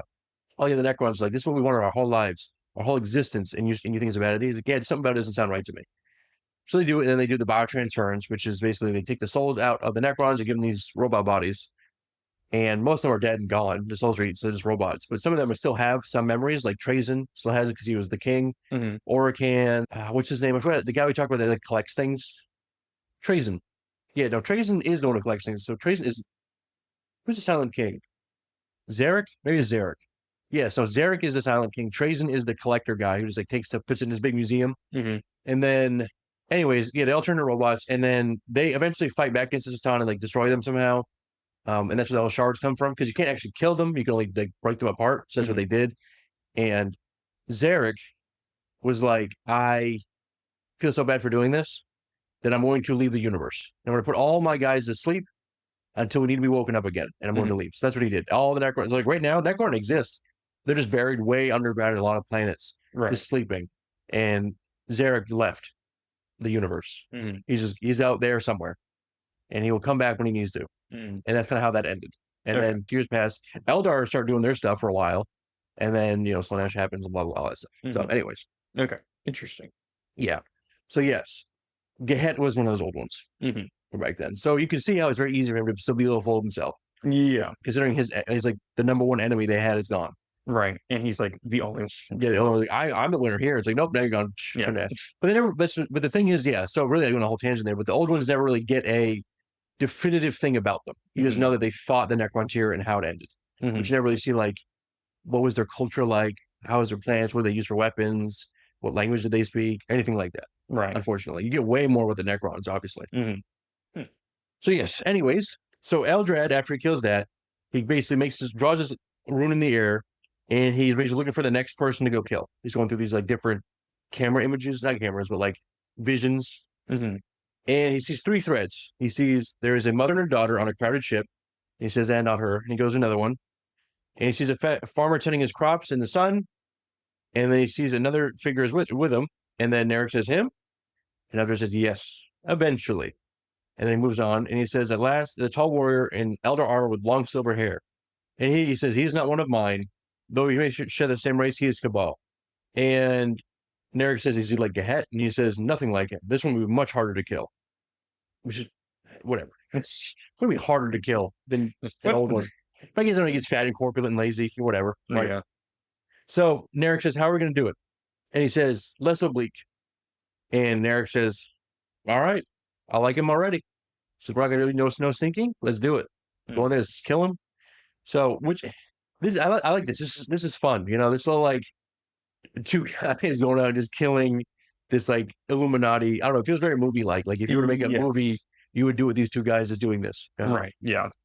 So, and it's funny because that was supposed to be about Vulkan, but there's so many different threads in this one book that's like kind of have to cover them. Especially, I mean, this stuff with the Cabal is very important. Oh yeah, because like we also talked about the Cabal a lot, and we don't really hit on like exactly what they do or that kind of stuff. But yeah, and it's getting that lore there, and I mean, and so we jump to the next hook, which is back to Meduson, which is less important, but I think it's good. Mhm.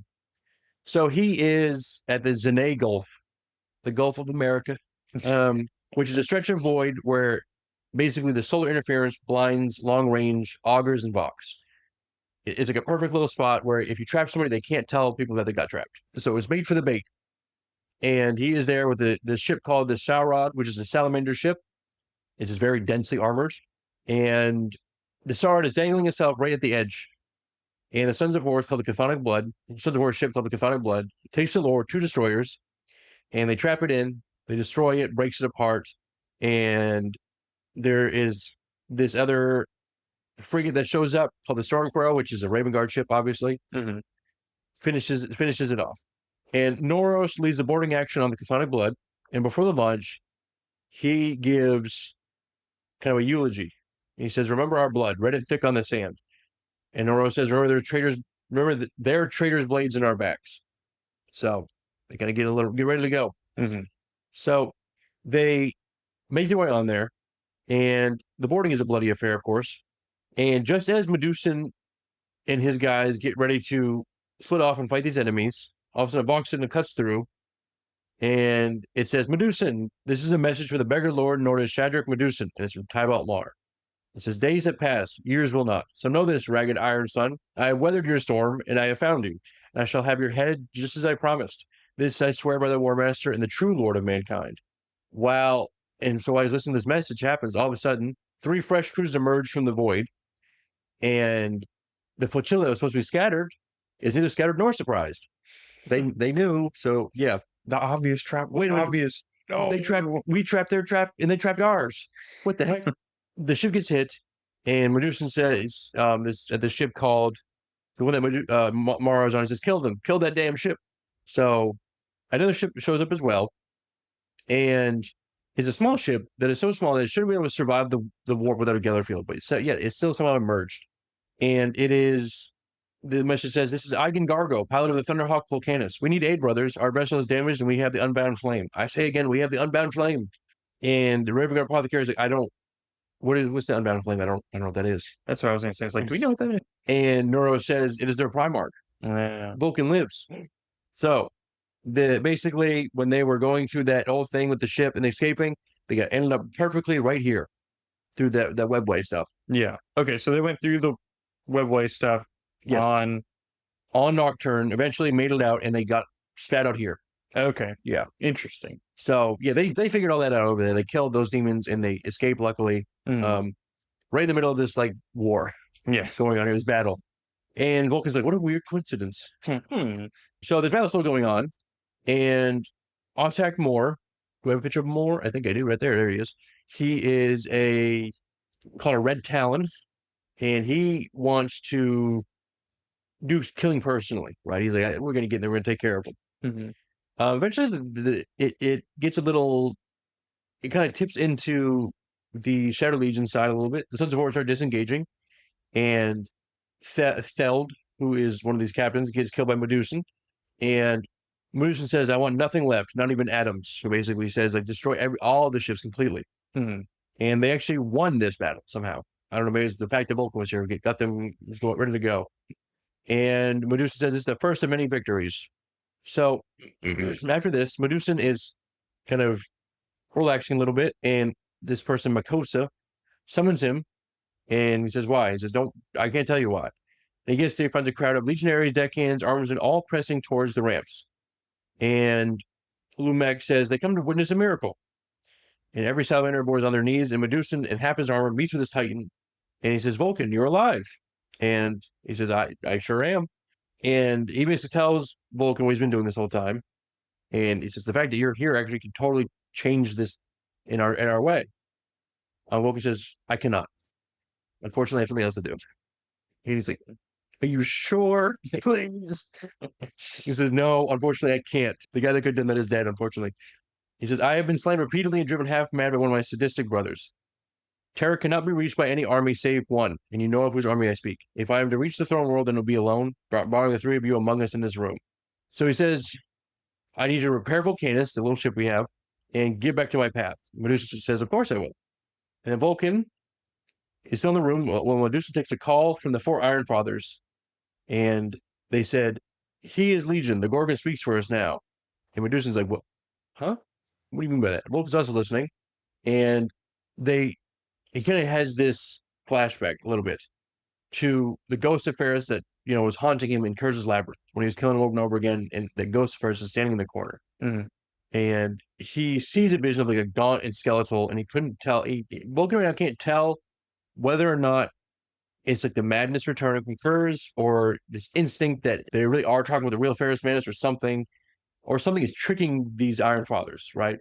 And he's wondering, he's like, well, if I came back from the dead, maybe Ferrus Manus can too, right? Maybe other Primarchs can, because as far as they know, the only other Primarch that's died is Ferrus Manus. So maybe they just had to put him back together again, like Humpty Dumpty, and he's back, Right. And so he says, I must know whether or not that actually is Ferrus Manus they're talking about, because, they don't. Perpetualness is like such a mystery to these people. Obviously, except for Eldrad, right? Who knows? So the next gathering of Iron Fathers happens in an auditorium, and these guys have brought an army with them of phalanxes of Medusan immortals, weaponized servitors with auto turrets and the whole thing. And when Medusan realizes too late, they're basically being accused and put on trial. And there is a charging him for all this different stuff, like you're taking over, you shouldn't be, blah blah. You went past all this, right? All this just political stuff. And he's reckless. He's obsessed with Marr, and also you're a Terran. And he's like, oh, okay, whoa, that was a little unnecessary. And then they start turning on Vulcan, and this guy Rot says, an imposter says before, his Vulcan is dead. The Neuros says it because Vulcan lives. Vulcan lives. So think about that one. So write that down real quick. Sure. Yeah, Numia comes out. He says Vulcan lives and dies again. So do legions, like with Vulcan and kind of the Arachnids, do legions not like other Primarchs, or I guess do they not respect them like no, they their own? They do. They definitely do. Like at the end of the day, the Primarchs are the second layer before the Emperor. So if Vulcan is, and that's why when Vulcan goes in the ship, all the people in the ship like, it's a miracle. Like, wow, I cannot believe like one of the children, the sons of the Emperor here.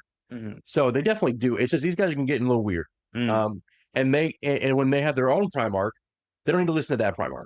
Mm-hmm. So it's kind of like, and I think we covered it before with like, was it Rogel Dorn or somebody when he's just like no disrespect, but you're not my Primarch or something like that. I can't remember who said that. But it's something like that where it's like, my guy still lives. So whereas with the Iron Hands, it's like, our guy's dead, so you're his uncle, so good enough.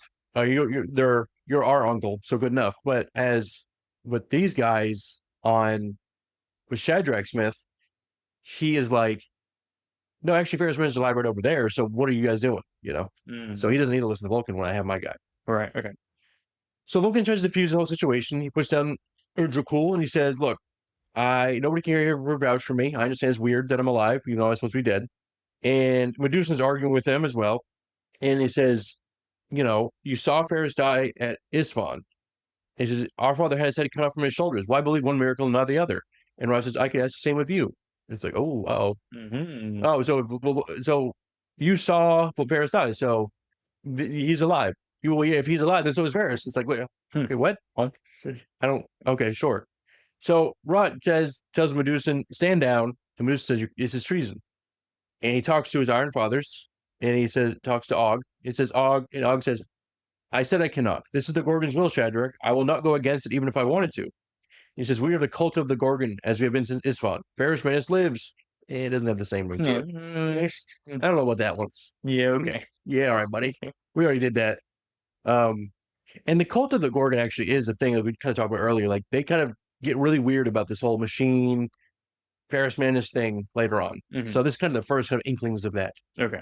So Vulcan, we kind of jump to kind of Vulcan's POV here, and he's kind of starts seeing at the edge of his vision, Ferrus is there, like whispering in his ear about something, and he sees on this throne a giant in power armor, cloaked and enthroned, and hanging from its arm is the silver hands of Ferrus Manus, missing one finger. He's like, well. So he's like, how can he be here? Like, if I came back, why not him?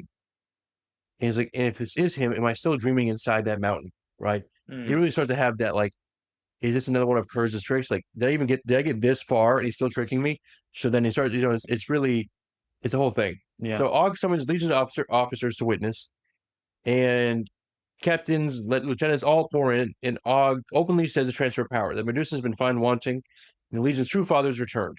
And the whole ranks when the silver hand rises, basically, like these silver hands of Ferrus Manus' body are lifting his hands up and like ordering these people around somehow. Now he's not speaking, but he's still motive. And Vulkan opens his eye and says, no, I'm going to figure what's going on here. So he walks towards the throne until everybody starts like targeting him. Like, hey, what are you doing? Hey, wait, stop, stop. And Vulkan says, one fact is that I cannot be killed. I am more than just immortal, more than long lived. He says, let me see my brother. And he calls the figure, says, brother, heed me, it is Vulkan. And the thing in the road raises his fingers and lowers them. It says nothing because there's nothing to say with, right? He has no head. Mm-hmm. And Vulkan says, what have they reduced you to, dear Ferrus? And he opens his hand up and Urgicool flies into his hand. He gets that Thor power on it. Torn from it, the guards that were holding his hands. And Vulkan rips the cloak away. And underneath is a golem. Is a skeleton of scavenged mechanisms of polished steel and island skull. A body built to Ferrus' stature with none of Ferrus in it. A real silver arm stitched with it with wire and clamps switching. And Vulkan sees this and is like, this is horrible. And he smashes it apart with a hammer. And he grabs Aug by the throat and he says, sadly, that is my burden. But perhaps a part of him was. I won't see it defiled further or turned into an insane purpose. And basically smashes the hammer on the silver arm of Ferrus Manus. So this was not his body, or is it just robots? Or it was one of his hands. Basically, or both of his hands or one of them that they basically rigged up in like a puppet to like move. Okay. But they're like, it must really be him. And then he takes the thing away. And it's like this machine puppet. And Vulcan's like, what is this? This is horrible. Yeah. Okay. So it's just his just to say like mechanical. The only thing of him that is really him is just one hand, one iron hand. Okay. Got it. Yeah. Yes. So they're not like puppeting like his body. It's just a bunch of robots and kind of moving hands. Yes. Okay. No, yeah, even the skull is like not Ferrus Manus' skull. Okay. It's just this. It's a skeleton of scavenged mechanisms, right? It's just a bunch of things put together. The only thing that's really a real silver arm is stitched to it. Okay, got it. So, and Vulkan destroys it, and he smashes the last silver arm with the hammer. And this unbreakable silver shatters like glass. And Aug reaches down and tries to like pick up those pieces. And Meduson says, I stand before you, Shattered Meduson, born of terror but forged of Medusa. And the Iron Fathers kneel to him as well. And Aug says, we wanted too desperately for it to be real. Forgive us, Kheradruakh, war leader. So really, it's minute of grief, right? They're so upset still that they make a fake statue of Ferrus Manus instead of just listening to Kheradruakh, Meduson. So who was it? Those other Ironers that made this? Yes, / Mechanicus / just whoever was around. Because they supposedly had one arm, and they're like, well, if we can, put it back together again, W style. But no, it was not him. He's not alive, basically. Yeah. He said Ferrus Manus lives. He's like, that doesn't sound right. No. You coming for me doesn't sound right. You don't believe it like that. Yeah, you don't. Numion kept saying it. That was the whole thing. Yeah. So guys, I don't remember if I said yet, but Vulkan lives. Anyways, want to let you know. Yeah. Yes, we know. So Vulkan goes back to, with his guys, and Zenos is kind of worried, and because he's like, the hammer flew to his hand, the talisman he has. He's like, that's something suspicious about all this. And Gargo says, it's I wouldn't worry about it too much. And Zenos says, the deadliest weapons usually do look innocuous. Like, you just assume it's nothing. That's where it gets you. It jumps how it gets you. And then Vulkan leaves to meet Meduson. And he says, they are proud, so is my brother. And it will kill him in the end. Basically, kind of reflecting what happened when he said to Ferrus Manus back on Isstvan 5 is like, he is too strong-headed to realize it's going to kill him. And exactly what happened. So, and Zenos kind of points to the obvious, like, Gorgon's already dead. I don't know if didn't you just do like a whole thing? Never mind. And Vulkan doesn't answer. He says, whatever. I don't need to explain myself. So, Meduson is kind of, he has not slept at all. And Strange Fairies don't need to sleep. They do, just because you kind of have to eventually. But they have something called the catalepsy node, which is a organ that they can turn off parts of their brain to keep moving, to just keep off sleep. Think of it like, I think some animals have that. like dolphins or something like that. They can like turn off like some of the parts of the brain, but like keep the swimming part active, so they keep swimming when they're asleep or something like that, like sharks or something. So Space Marines have that to the point of where they can really pick like, okay, I need the part of my brain for planning active right now. I need the part of my brain for eating, or not eating, but like different things. So his is getting to the point where actually even that's getting pushed too much to the point of hallucinations. And he's starting to see like his war council as like corpse machines. And he's like, I had like a weird thing. And so he goes to the Iron Hands people there, and he kind of starts reciting this verse with the keys of hell. It says, they are fires from the mountain, they should not, it must not be. The only in the last days of humanity, when law has no meaning, should anything to break the locks placed upon them. So it is, Iron Hands have a thing called cybernetic resurrection, and they are raising the dead in metal, but it is a thing that must never be done. It is like forbidden. And Medusans basically read that they were trying to do that with Ferrus Manus' hand. Okay. And where the people learned to do that, he's not really sure. They didn't even learn how to do that. He's like, maybe his Mechanicus taught them, because Mechanicus had no problem with that. They love doing that. So we don't really know, though.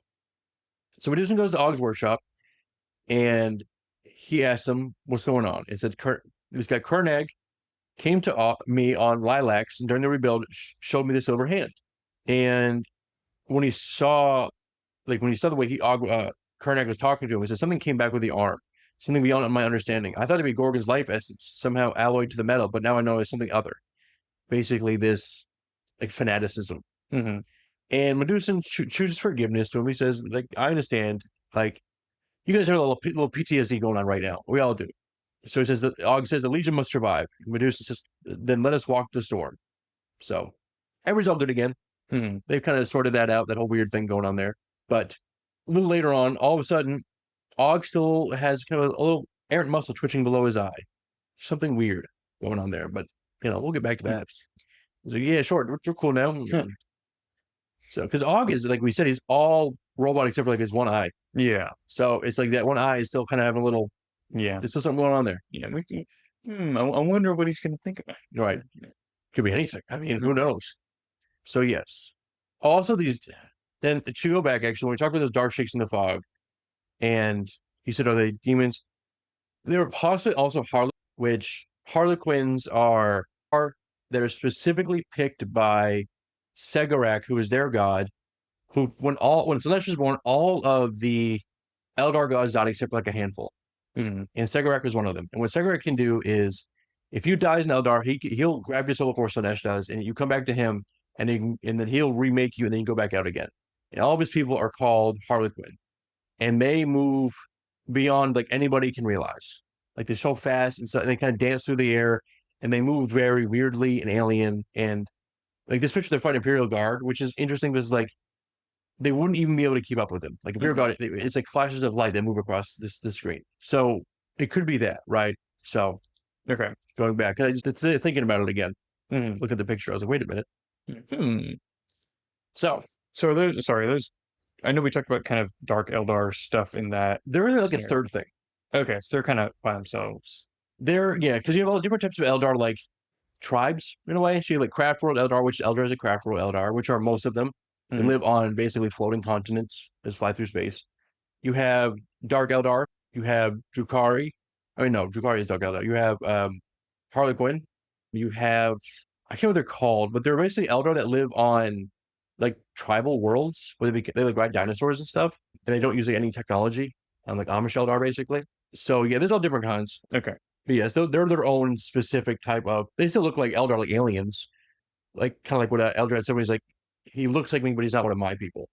Similar to that, where it's like we have the same biology, but we're not the same tribe, I guess. Right. And so Eldrad is he just a regular or Craft World? He's regular, yeah.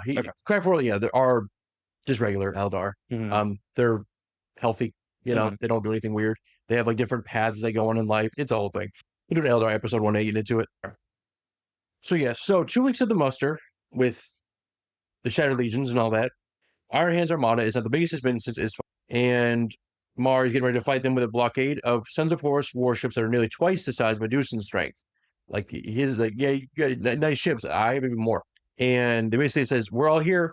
Come fight us. And Meduson says, they die or we do. And Vulkan says, I am not going to fight here. This is your fight to do. I have to go do something else. And Meduson's like, come on, man. Please. Like, come on. I thought oh no, actually, you know what's up here? I'll change my mind. It's like, come on, we're going to die. Mm-hmm.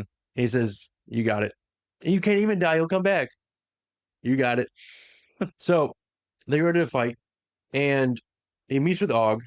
And Aug has a hammer for Meduson. And it is Forgebreaker. And he's like, wait a minute. How do you have that? Because remember, the last person had that was Perturabo. So it's very, he doesn't have the hammer. It's the name of his plan. It's called Forgebreaker. And they basically do the fire ship thing we talked about before, kind of sail empty ships that are on fire into other ship, blow them up. It's the whole thing there. They love that tactic. I mean, it works, I guess. Because the thing with in 40K, you have void shields on a lot of your stuff, which are basically, shields. Mm-hmm. And they're good against, fire, lasers, and stuff. Obviously, you can overcharge them or empty them out. Mm-hmm. But if I just smash my ship into yours, your shield's not going to stop that. Yeah. So it's effective in that way, because it's kind of like in Dune, where the knife, if you go slow enough through the shield, you can get somebody. Mm-hmm. Whereas you can't shoot them with a laser gun because it causes an explosion. Right. Okay. So similar to that. Everything 40K steals from Dune, like every sci-fi thing ever. So Meduson started to speak to himself, though. He says, but you missed the hammer, didn't you? He's like, I kind of missed that. I want that hammer. Where's Perturabo? Give me that thing back.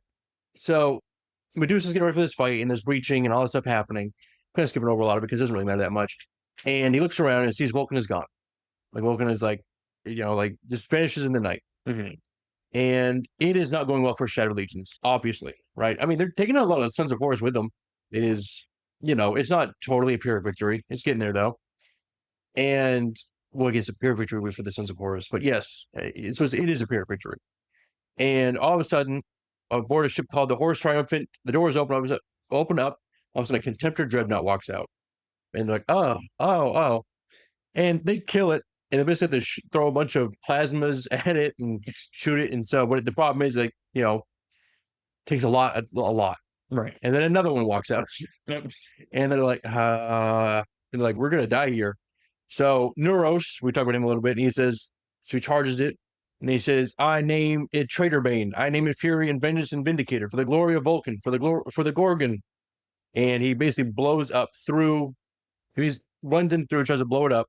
And before Neuros can even get to this dreadnought, something through the ceiling jumps down, crashes through, and caves in his head with one blow, and cracks his legs apart and cracks open the sarcophagus inside, killing the guy inside. Mm-hmm. And it is Vulkan. He came back. He lives. He lives. He didn't leave us.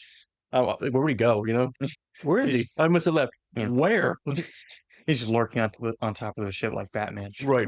Just looking inside the windows. It's the freaking bat. So, and he's just like, I'll help you with this. But he says, the honor is yours to take the bridge. Like, you have to finish this, though. It was like, it's like with Dungeons and Dragons movie with the Paladin. He's like, I can help, but you have to do your quest. So when they get inside the bridge, it is a massacre. But the thing is, the crew was killed by their own side. And kneeling in the middle with a blood-drawn eye of Horus is... Oh, no, the people are kneeling in a row. The blood-drawn eye of Horus have finished. And he looks around, and Vulkan says, but it does not mean he is right. Raise a ship, no good can come of his continuing existence. Basically, you don't want this ship anymore. This thing is, there's something weird going on here. Mm-hmm. And he taps Udrakul against the deck and vanishes in a storm of light. So the teleporter does work, and that one too. And one of the guys asks him, you think Vulkan's going to come back? And Norris says, I think not. I think that's all the help we're going to get.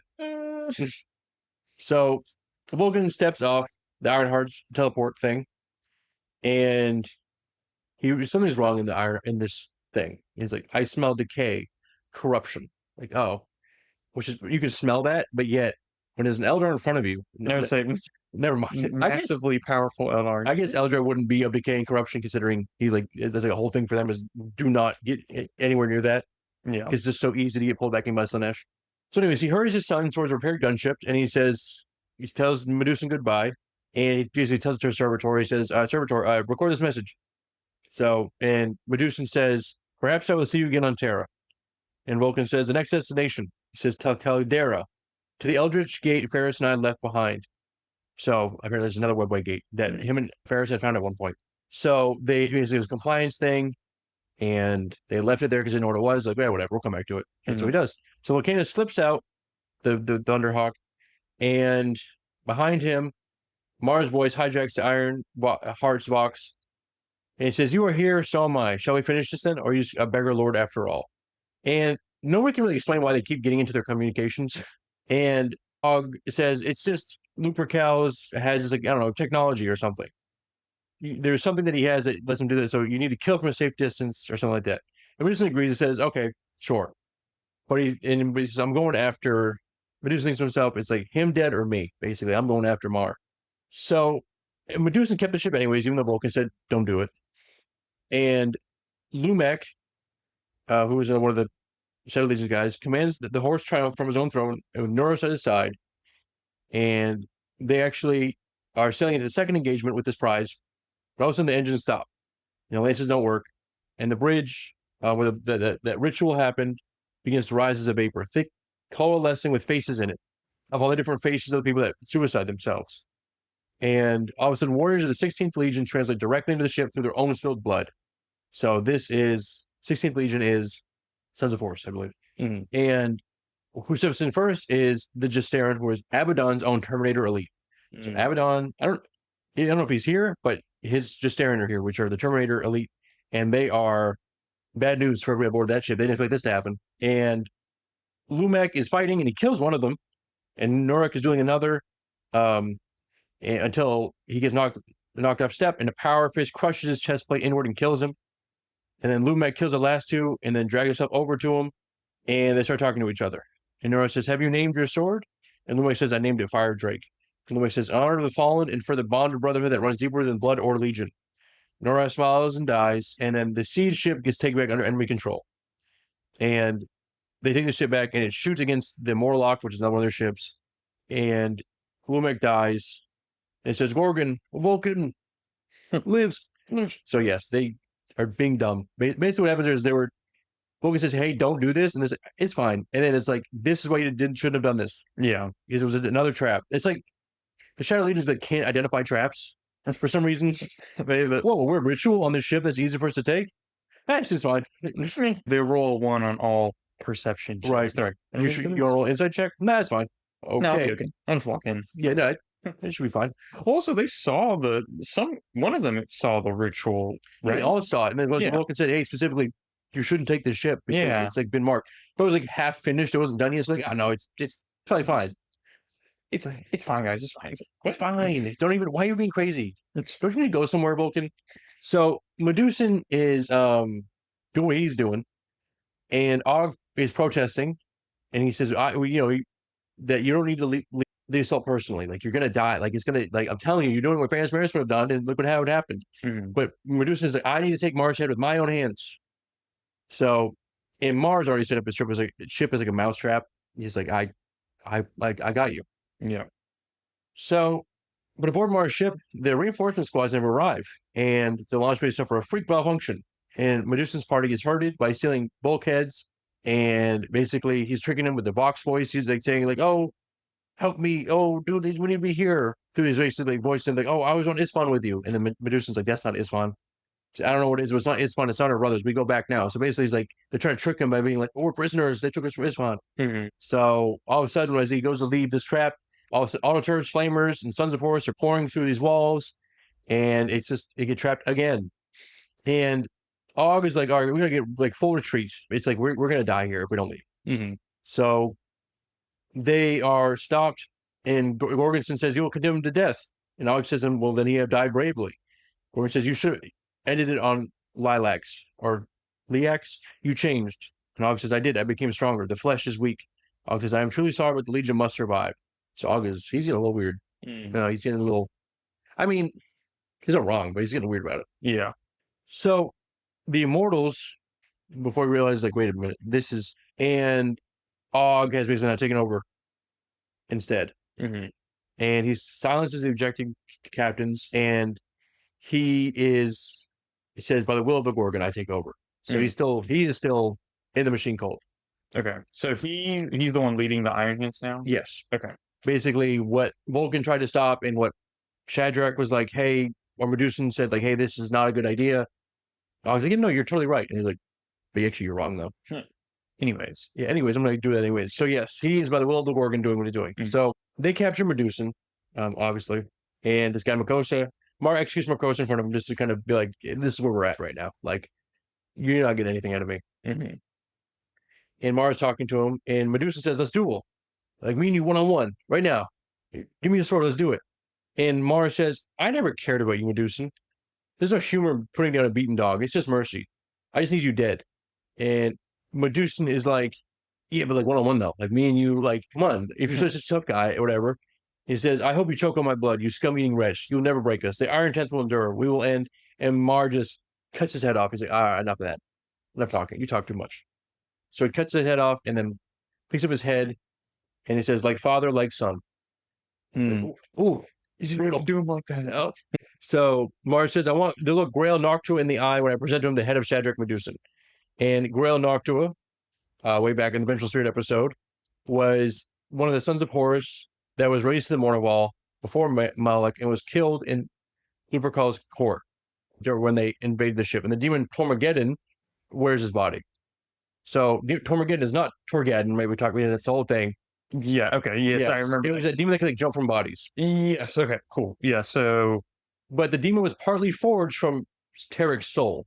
So that's probably why it's called Tormageddon, because it's similar to Torgaddon. But so when Marr is saying that he wants to look Grail Noctua in the eye, he basically wants to show this demon that, like, oh, like the Iron Hands are really gone at this point, you know? Okay. So, and that's kind of where that, you know, ends there. And for the Shattered Legions, anyways, like it's over. You know, Aug took over. Meduson, Shadrach Meduson is dead.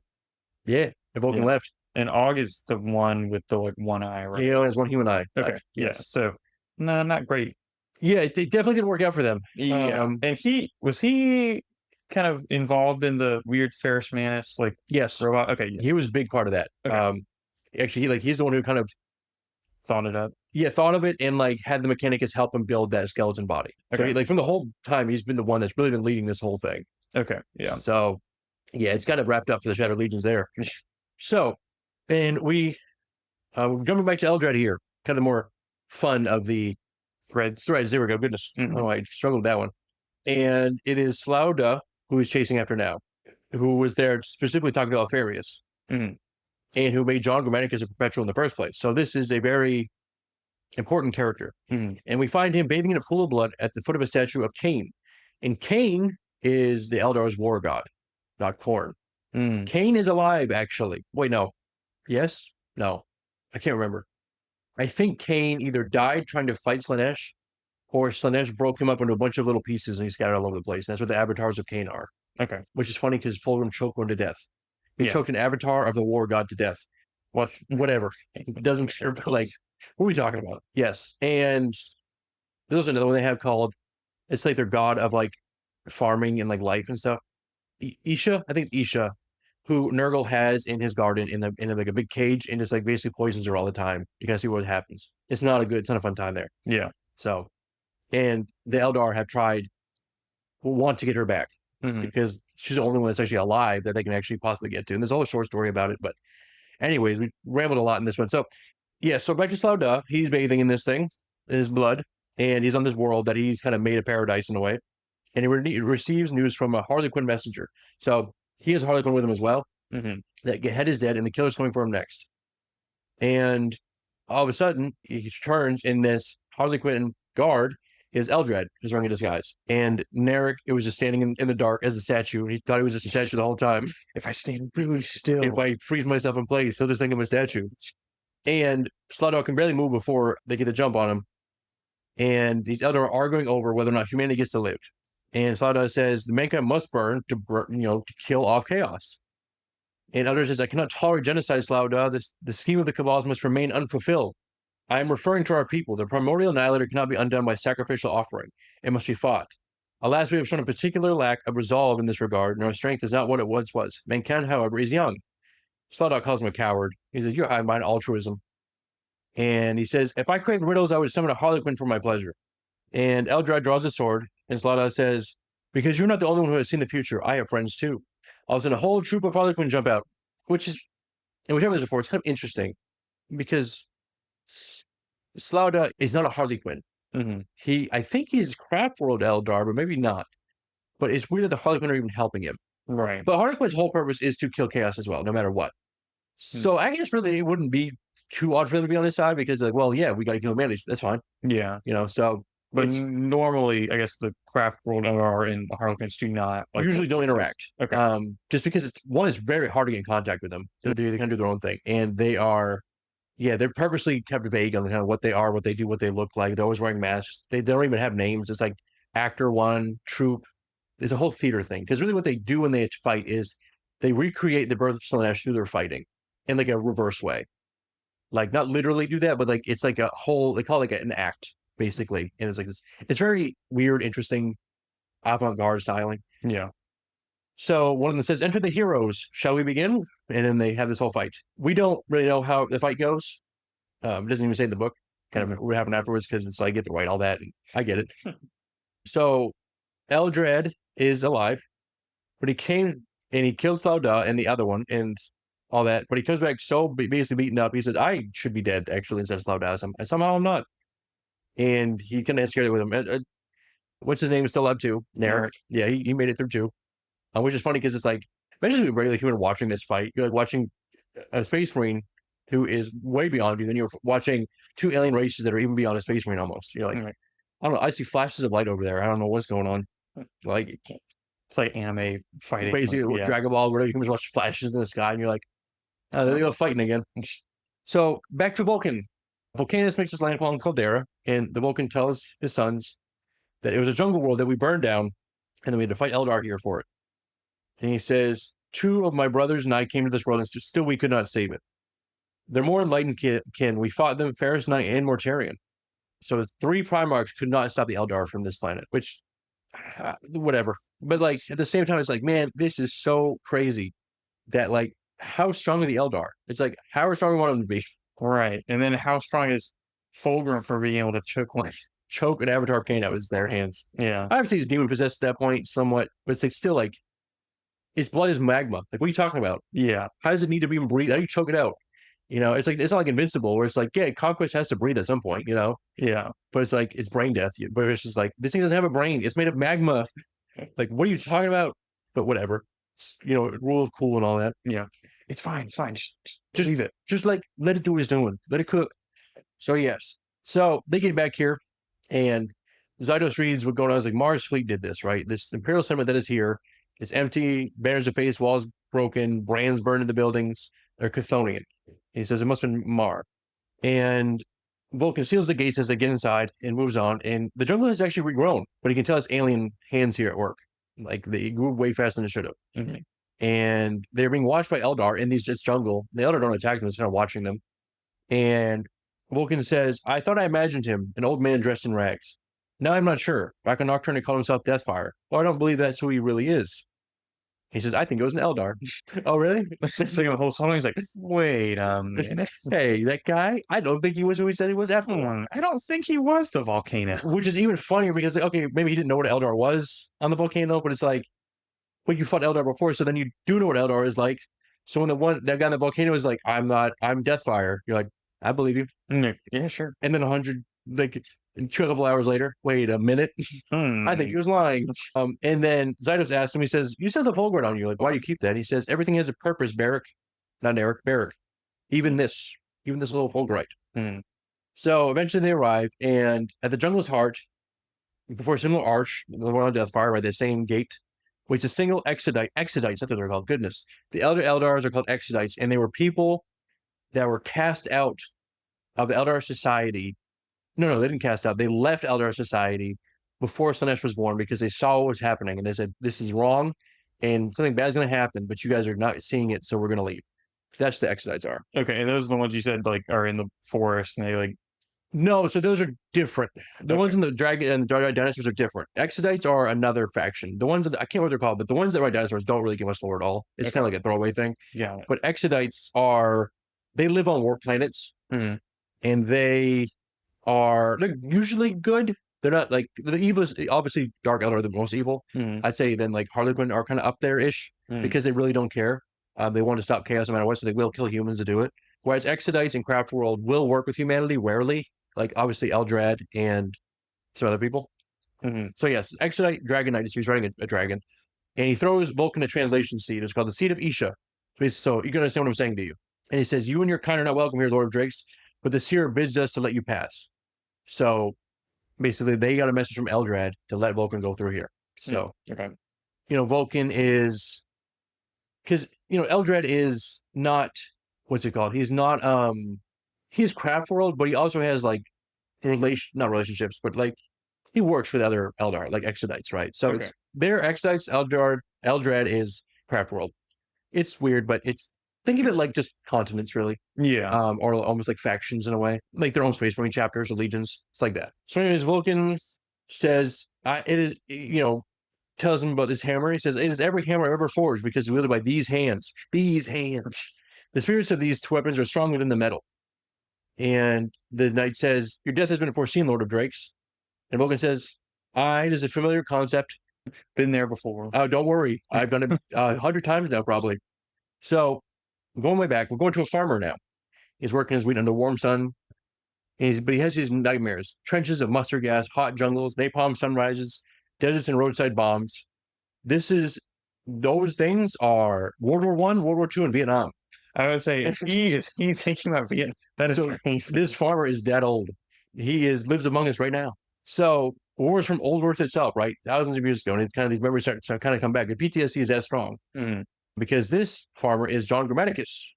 And this farm is actually a Wraithborn habitat that was built by Slau to basically keep him locked up. They keep working that farm, while we kind of keep an eye on you. And there's a smoking man that is next to him as well, is Daemon Prytanis. We talk about Daemon. He brought Serene back. No, he didn't bring her back, but he basically went to go talk with her and was like, "Hey, they're coming. They're coming. We got to go. You're way more important than you realize." Like that. And we assume that she died when her ship exploded, but we all know she didn't. So yes, because obviously Daemon Prytanis can't die either. So, and he also was fighting with Grammaticus on McCragg. Remember, he put the sphere into Vulkan, and then he put the energy into it, and it was like, "Oh yeah, hey, Grammaticus, you lost all your juice, man." So they got Grammaticus locked up here. And all of a sudden, walks with them is a wounded Farseer who has come to take Grammaticus out. And the wounded Farseer obviously is Eldrad. And they're like, "Hey, you're not supposed to be here." So they start shooting at each other. And Prytanis shoots at him with these pistols that Slau gave him. And Eldrad is evading them quickly, even though he's hurt. And Narek is holding a line against 6 Eldar guards. Narek kills one before the rest close in around him. And Eldrad tracks Prytanis alone in the cellar, and it goes badly fast. Prytanis drops him out of the dark, and his chainsword swings at him. And all of a sudden, a hulking shape smashes through the cellar wall. It is Narek. And what's following him is the help. They're getting me. So they're basically running around, getting chased, and Narek is bleeding. A lot, because 6 Eldar is a lot. Even for a Space Marine. Even for a Space Marine 1 is a lot. So eventually captures Prytanis, and Narek says, "Legion weapons are heavy, burdened with the blood from the lives they have taken. Mine is weightier than most." Because Narek is not Narek. Prytanis is a regular human trying to use a chainsword, which is what Space Marines use. Is like, you can't use that. You're trying too hard. So he says it. He breaks his neck. And all of a sudden, Daemon Prytanis snaps back into place. And he says, "Okay, well, I don't know why I thought that would work." So Eldrad reaches Grammaticus, and all of a sudden, a shot goes off on the side. A Fulgurite shard, one from Quor, hits Daemon Prytanis and kills him. And Eldrad said, "I made a gun that can shoot these shards, basically. So we can, if we need to do that, we can." He says, "That which cannot die can be summoned by the Fulgurite or its shards." So basically, he's like, took out Daemon Prytanis for it. He's like, that neckbrace's not going to work. Do that instead. Yeah. So Grammaticus is sitting there, and he's worried, obviously. And he is talking to, kind of thinking about all the last time they interacted with Eldrad. And he said, did it work? Did it bring it back? And Eldrad says, "Vulkan lives," I believe is the phrase. So true. Hey, you know it. And Eldrad lays out his whole idea here. He basically says, "The Gorgon fell, his death sent a ripple across the sky. Fate had been altered, his destiny unwritten. I erred and placed my faith in the wrong son. I looked to fate again and found another, one who had first to die and then be reborn. Vulkan must prevail and take his place by his father's side. Horus must be defeated. So he's kind of saying there, like, the Ferrus was supposed to be their agent, besides Alfarius. But since he died, it threw up everything, and the Cabal is trying to fix it, but they're not doing it right. So Eldrad's like, I'm doing it correctly because I have the Farsight.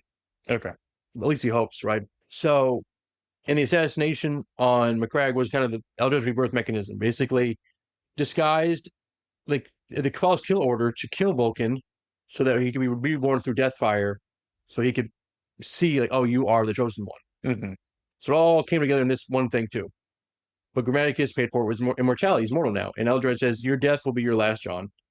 And he says, so John's like, well, what do you want with me then? I can't do anything. I'm a regular guy. And Eldrad says, where is the human Elanius Pearson? Remember, we talked about him a long time ago. We talked about him on Calth. Remember, there was the farmer was farming. And then Dragonmaker shows up and says, hey, you might want to get out of here. Oh, okay. And then Elanius was like, you got it, and left. Yeah. And he was also a Perpetual.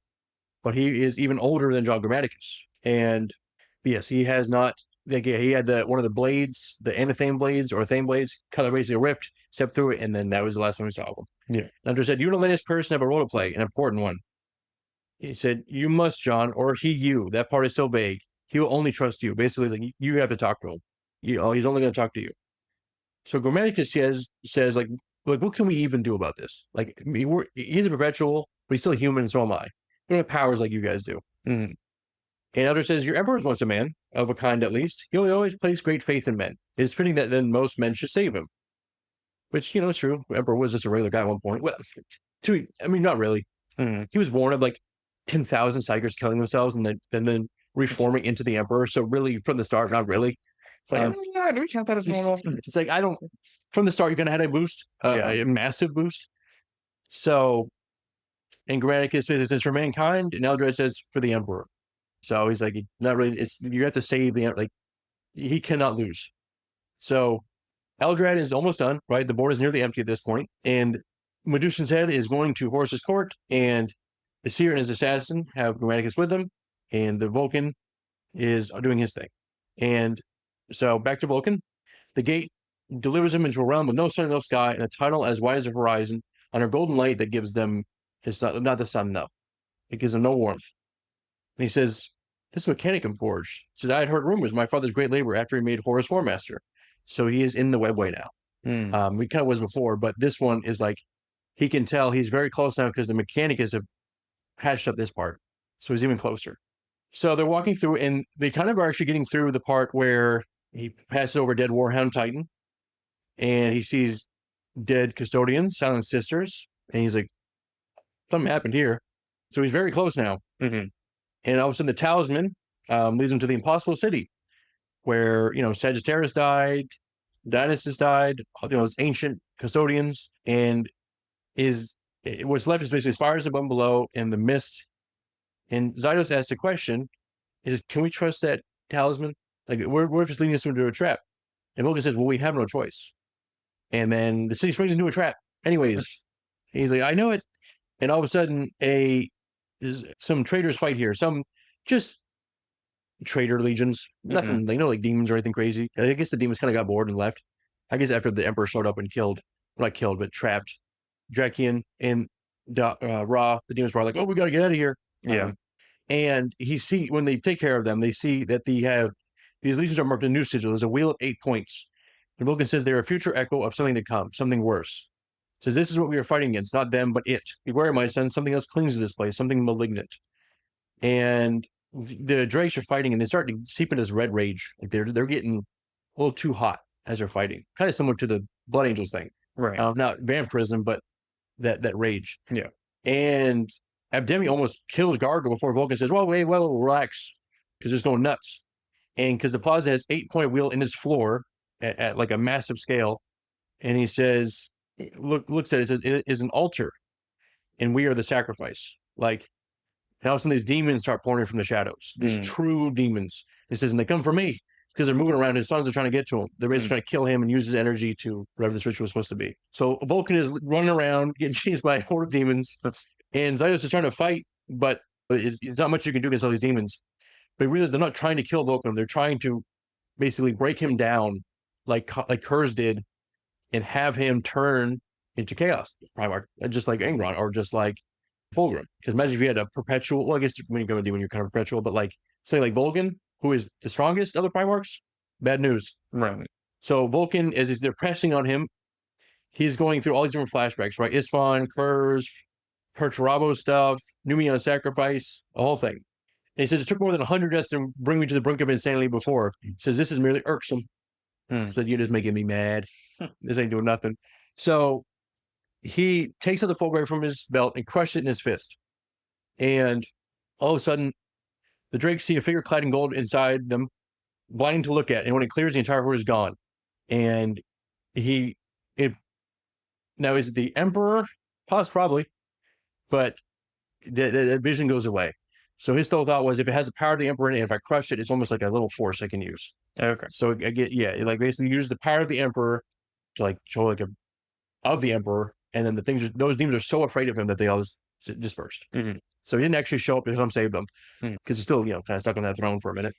So they're moving through, right, all that stuff, and they kind of get this sound, right? This drone builds into a swarm of flies, and a yellow mist walls out both the ends of this tunnel they're going through, and the flies congeal, and a mountain of pox-ridden flesh with a broken antlered horn and a milky eye, which introduces itself. So it is not greater demon. Actually, it might be a greater demon of Nurgle. Nurgle bring her before great unclean one. Yeah. And he says, I see you, filth.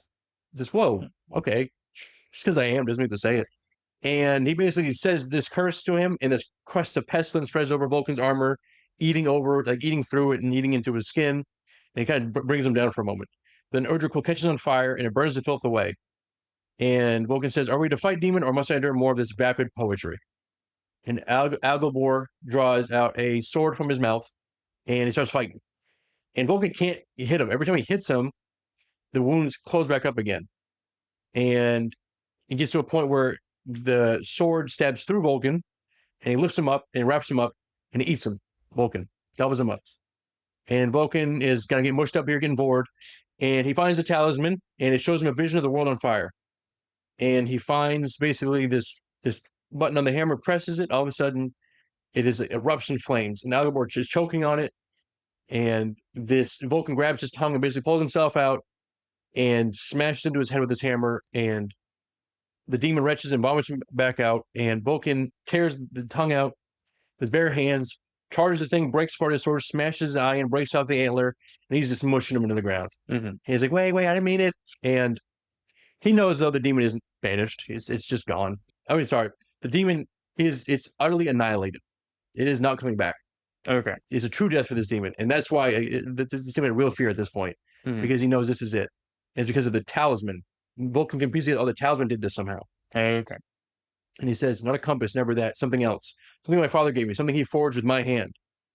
And then lightning basically scours the last demon pack off of them. And the old man of the mountain steps out of the storm. And the seer is tired and old, right? Eldrad looks here, he's like, oh man, I am not feeling good. And he says, to reach you at this moment, this crucial scanning, I have done terrible things. He says, it was not meant to be your path. It was your brother's, the one you called Gorgon. If that brings you any comfort, I witnessed his death. Every skyline led to it. No act you could have done, or no act you could have taken would have prevented it. You rejected the path. I was wrong there too. What you do next will determine if your brother's sacrifice was in vain. Do not submit to the laughter of thirsting God, Vulkan. It is the cry of the lost and the damned. So, yeah, basically the Cabal, we talked before, that went to Ferrus Grant. Ferrus Grant says, you're an alien, go get away from me. Mm-hmm. He paid for it, obviously, he died. But basically, yeah, Eldrad was like, every 10,000 futures, he always dies. And Vulkan, Eldrad says, this is the last time we will cross. And he cuts a portal and then leaves. And the Dragsword say, damn, where you go, we will follow. So they all jump in together, and Vulkan falls to this maelstrom, and he ends up on old Earth itself, basically Terra years ago, and with two ordinary cops. Like, this is way back when. Yeah. So, real quick, do we know what Eldrad... I know he said, oh, I did, like, terrible things to get here. Do we know what he did to... I mean, just a killing and just, like, kind of breaking apart. Like, I mean, just a lot of just... I guess terrible to him, Obviously, like, genocide and stuff like that. What it is like, kind of unnecessary killing, because he isn't, like, doing that. But, like we wanted to go get that guy, that judge, that was like he had to kill a lot of guys just to get to him. He didn't want to do that, but it's like, well, Yeah. No. Oh, so you're just talking about killing the Perpetuals and like the Cabal. yes, people. Okay. that and just probably some other bad things he's done in life, but nothing like he's not done anything like really, really bad. Yeah. Okay. I was thinking, I was like, oh, did he like do a ritual? But no, it's just the other. Okay, got you. No, he would. Yeah, no, they don't do chaos stuff. Yeah. Because that is just so antithetical to them. Because that's how sometimes we get them like right away once they open themselves up to it. Got it. Okay. So yeah, so going back to these cops, it's not like cops as in blue. These they're called Arbites, Adeptus Arbites, which are basically future cops, Judge Dredd style cops. Yeah. And they're just hanging out. And it says Horus was coming, or so it was said. And they're just kind of getting ready for that. And there is all of a sudden a bunch of people on this crowd, on this world says, Lupercat. And this voice spreads out, and all on their flesh is carved with the 8-pointed wheel. And there's basically a cult of Horus on Terra that was hidden under the palace the whole time. And it becomes this almost like riot. And Vulkan is basically seeing this happening, right? Like, oh, we can't let that happen. We can't let this chaos basically get through the people of Terra because you can't stop that. It's just, trillions of people. So they actually, no, this is not a, hold on. This is not a vision. Sorry. This is what's actually happening. Okay. And then this cult does spread and it's a whole thing. But then Vulkan appears onto Earth, and he is making his way through this crowd with his Space Marines here. Obviously, it's not too much of an issue. And Vulkan is breaking through this wall, and his Imperial fists are aimed at him, and Archimist greets him. We were talking about Archimist last time.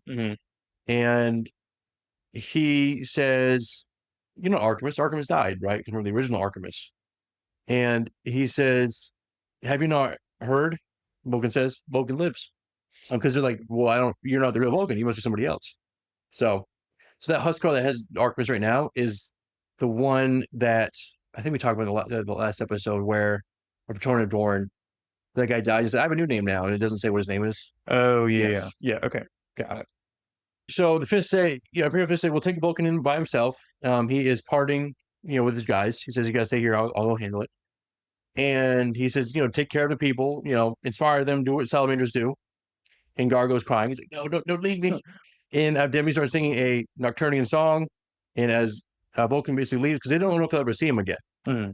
And the Archimist gets a voice, and she says, is it real? And he says, yes. And as Andromeda, she says, it is as I said. We cannot assume that all the assets were activated. What does that mean? Was Vulkan also activated? So Vulkan is shepherded through gate after gate, scan and watch, and finally ends up in an empty square before night. And he's just standing there waiting. And Roladorn shows up. And he says, you came at a most inauspicious time. And he says, Vulkan says, I would embrace you, but that was never your way, was it, Rogel? It says, abstention is a wise decision. But Vulkan gives him a hug anyways. Like, yes, too bad. So Khan is here too. He made it back when we talked about that. So everything's kind of converging here. And he has Vulkan. It says, could you kill one of the Primarchs? And Vulkan says, I had the chance, but I could not bring myself to do it. And Dorn says, I would kill him. I would kill all of them for what they've done. I'm glad I bear the guilt of it. If that was me in that maze, I would have done it. I would have had curves right there. So Vulkan says, fair enough. I mean, you weren't there, but okay. I never didn't talk to you as like an old man and say, don't kill him, whatever you do. He didn't die 100 times. Yeah, he's a little different. I mean, to be fair, Dorn did just kill a Ferrus. So yeah, he's not above it. It's just being tortured is one other thing. Yeah. So Malkador leads Vulkan down this super long, like a mile-long processional, all the way to the Eternity Gate. And I wish I had a picture of the Eternity Gate, but it's 600-meter door. We talked about this before. This unbelievably massive door that is so big, if you look at it too long, you start going crazy. And it kind of arrives right here. He arrives as the last of the Golden Army is being basically pulled back through the portal as the Emperor is closing it behind him. And he says, basically, what was that? And Malkador says, it is hell. Hell given form, and it seeks to undo all of this and enslave mankind to its will. And all of a sudden, he hears a voice in his head. And the voice breaks down Vulkan so much that he basically drops to his knees and starts crying. And one person says, my son. And Vulkan says, father. And he sees the Emperor here, but the Emperor is not talking with his mouth because he's on the Golden Throne, basically locked in. And he says, then rise, Vulkan, and do what it is I brought you back from death to do. So Vulkan gets up to the throne, and he feels this psychic eminence from the Emperor on this throne. Like, it's just unbelievable amount of power. Obviously, a System of Silence can maybe do it, but even still, that's probably a lot. For Vulkan, it's just like he's basically going through all of his deaths one by one as he gets to the top. And he has a talisman in hand. And basically, what he realizes is through these memories is that the talisman that he made that he forgot is because the Emperor told him to make it and made him forget. So he didn't ever know what it was. And it's a talisman of 7 hammers. And it is a weapon. And he puts it into the golden throne. And it basically locks into place, unremovable. It cannot be taken out once it's locked into place. And it magnifies the throne's power into a cataclysm that will consume the palace and almost every region of Terra down to the ash. Basically, a dead man switch for the entire throne world. And so Vulkan says, is it to deny Terra to Horus? And the Emperor says, not to deny it to Horus, but to chaos. To strike a blow against their force, the like of which they will never recover from. If Terra falls and Horus takes it, then we have lost anyways, but all of mankind will suffer. It says, you are earth, my son. Its fire is solidity. That is how. It says, you will not refuse, for you still believe in hope that I will prevail, and Horus will be stopped, and the war will end. But you're also pragmatic, and you know that this must be done in case hope fails us in the end. So Vulkan puts it in, and it locks in, and this is kind of the end of it. And it's kind of what Eldrad was also knew as well. Like, you need to put that thing in there. And like, because if humanity dies like this way, then chaos then also can lose that way. And that's not what the Cabal wasn't seeing that part of it. Okay. So it's like not all of humanity, just Terra itself. So Vulkan walks down the steps, and he goes to Zenae, he gets to the Eternity Gate, and he gets ready to basically guard it. He says, "Let them come," and that's kind of where Vulkan's story ends there. And then back to Eldrad, is that he returns to Oldway, which is his craft world, and he confesses nothing to them, but he feels the death of basically somebody named Lethsariel, and he says fate has been rewritten. And he closes his eyes, and he gets a vision of the ending of the war and what follows. It's 10,000 years, and all it says is, and he wept, which we know exactly what happens in the next 10,000 years. Spoiler alert, it doesn't go well. And basically, he sees 40K. He sees the 41st millennium. So, Narek, who's still there, is gotten captured at some point. And he is a warrior in Cobalt Blue, is, Ultramarine. And he says, Cobalt Blue is not Ultramarine. Wait, hold on. Did I write? This is wrong. Sorry. It is a word bearer. Sorry. I think were word bearers blue at this time? I don't know if they were. They should be red. Because I know Thousand Suns are red too. So maybe word bearers are blue. I don't know. I'd have to look. Anyways, he says to Narek, you are of the word. That is good. We are bound for Terra to fight the Primarch side. Lorgar has decreed it. Horus will march in the throne world at last. What is your name, legionary? And he says, Narek. But quote unquote, Barthuza Narek. So who is that really? What did Eldrad do? And that is where this ends. This is a long one as well, but there's definitely a lot to cover there. Yeah. I mean, we had like 4 different plots going on, and they were all pretty important. Yeah. So anyways, yes. What any questions? So let me think. So the talisman that Vulkan puts in the throne, that does not immediately activate this. Like, okay, yeah, that's just a failsafe. If the Emperor falls and like Horus is in there and demons are all swarming it, it's Vulkan's job, because he can't die, like kind of like he did with Olivia on Molech, is to make sure that you activate this thing. Okay. And only you know how to do it. Got it. Okay. I thought, like, when I was reading it, it's like, and then he put it in, I was like, did he just nuke the planet? I was like, what? So when you put this in, what will happen is, I already put it in what? No, it's a failsafe. Basically, it can't be removed. So it's just permanently in there. I mean, even still to this day, 40K, this thing is still in there. Just chilling there. Yeah, just in case the Emperor falls. Okay. Which he won't. Hopefully. And then the Shattered Legion guy was Meduson. He got killed. Yep. And then the Sons of Horus are bringing that to Quor. Yeah, bringing his head back, being like the Shattered Legions are no longer a problem. Yeah. Okay. Got it. I sorted that out myself. Yes. So everything's kind of wrapping up here. Yeah, I would say it feels very like things are starting to come together. Like all the Primarchs are starting to be together, all that kind of stuff. Are the since Vulkan is like back? Is he still considered are they still considered a part of the Shattered Legions, or are they kind of like? Yeah. They're definitely Salamanders now, and they will get kind of replenished over time. No, but for Iron Hands, definitely for them, it's kind of over for the Iron Hands. It's Aug took over, and Raven Guard, which we haven't covered much yet, and we're going to do the Raven Guard episode soon, but but it is before this. Mhm. So we'll seem a little out of timeline, and it's just because we haven't got to it yet. But we're going to cover that one, and that one is going to be long as well. But I'm going to break it up into some episodes because it's a lot, and I'm not going to have a 5-hour episode. I mean, even those ones are getting kind of long, but luckily, this 2.5 hours isn't the end of the world. But Yeah. still, all right. Yeah. Anything else?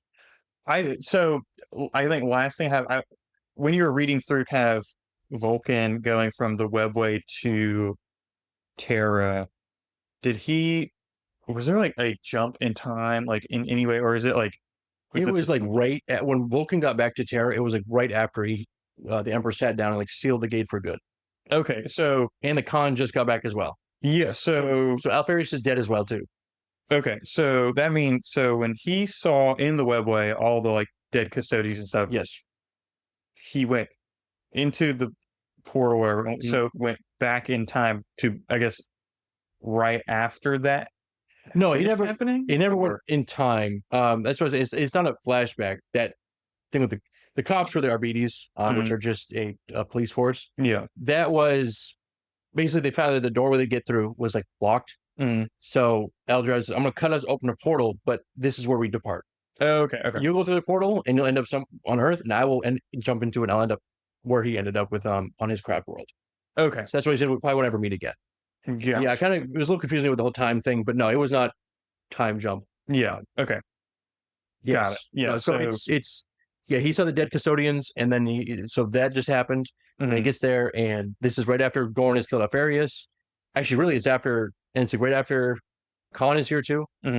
So everybody's kind of getting together. Okay, so basically they go through this portal, and that is like that is happening while Master of Mankind like finished, right? A little bit after that, yeah, and then right after Praetorian of Dorn and the Path of Heaven. Yeah. Okay. Yes. Okay. So all those kind of end at the same time. Okay. Yeah. Got it. Yeah. That's what I was trying to figure out. I was like, how does that work? Okay, that makes sense. They're all kind of happening around the same time. Within like the same couple hours of each other. Yeah. Okay. Got it. Yeah. Probably the last thing that really happened was the Khan getting back. Because Dorn kills Alpharius, then the Khan shows up, and then before that, the Emperor closed the Webway. So all those three happen in succession, and now Vulkan's back as well. Got it. So it's like four things happen at once. Yeah. Okay, that makes sense. So now really what we need to figure out is Gilman and Sanguinius and Line need to get back. Right. So that would be the next episode. Yes. But all right, if you guys like that one, it's a long one again, but is what it is. Like, subscribe, all that stuff. I think I said at the start, but do it anyways. Do it again. Tell your friends. And in the comments, who's your favorite Primarch? There you go. Out of the loyalists or traders. Little comments. But anyways, till next time. Bye.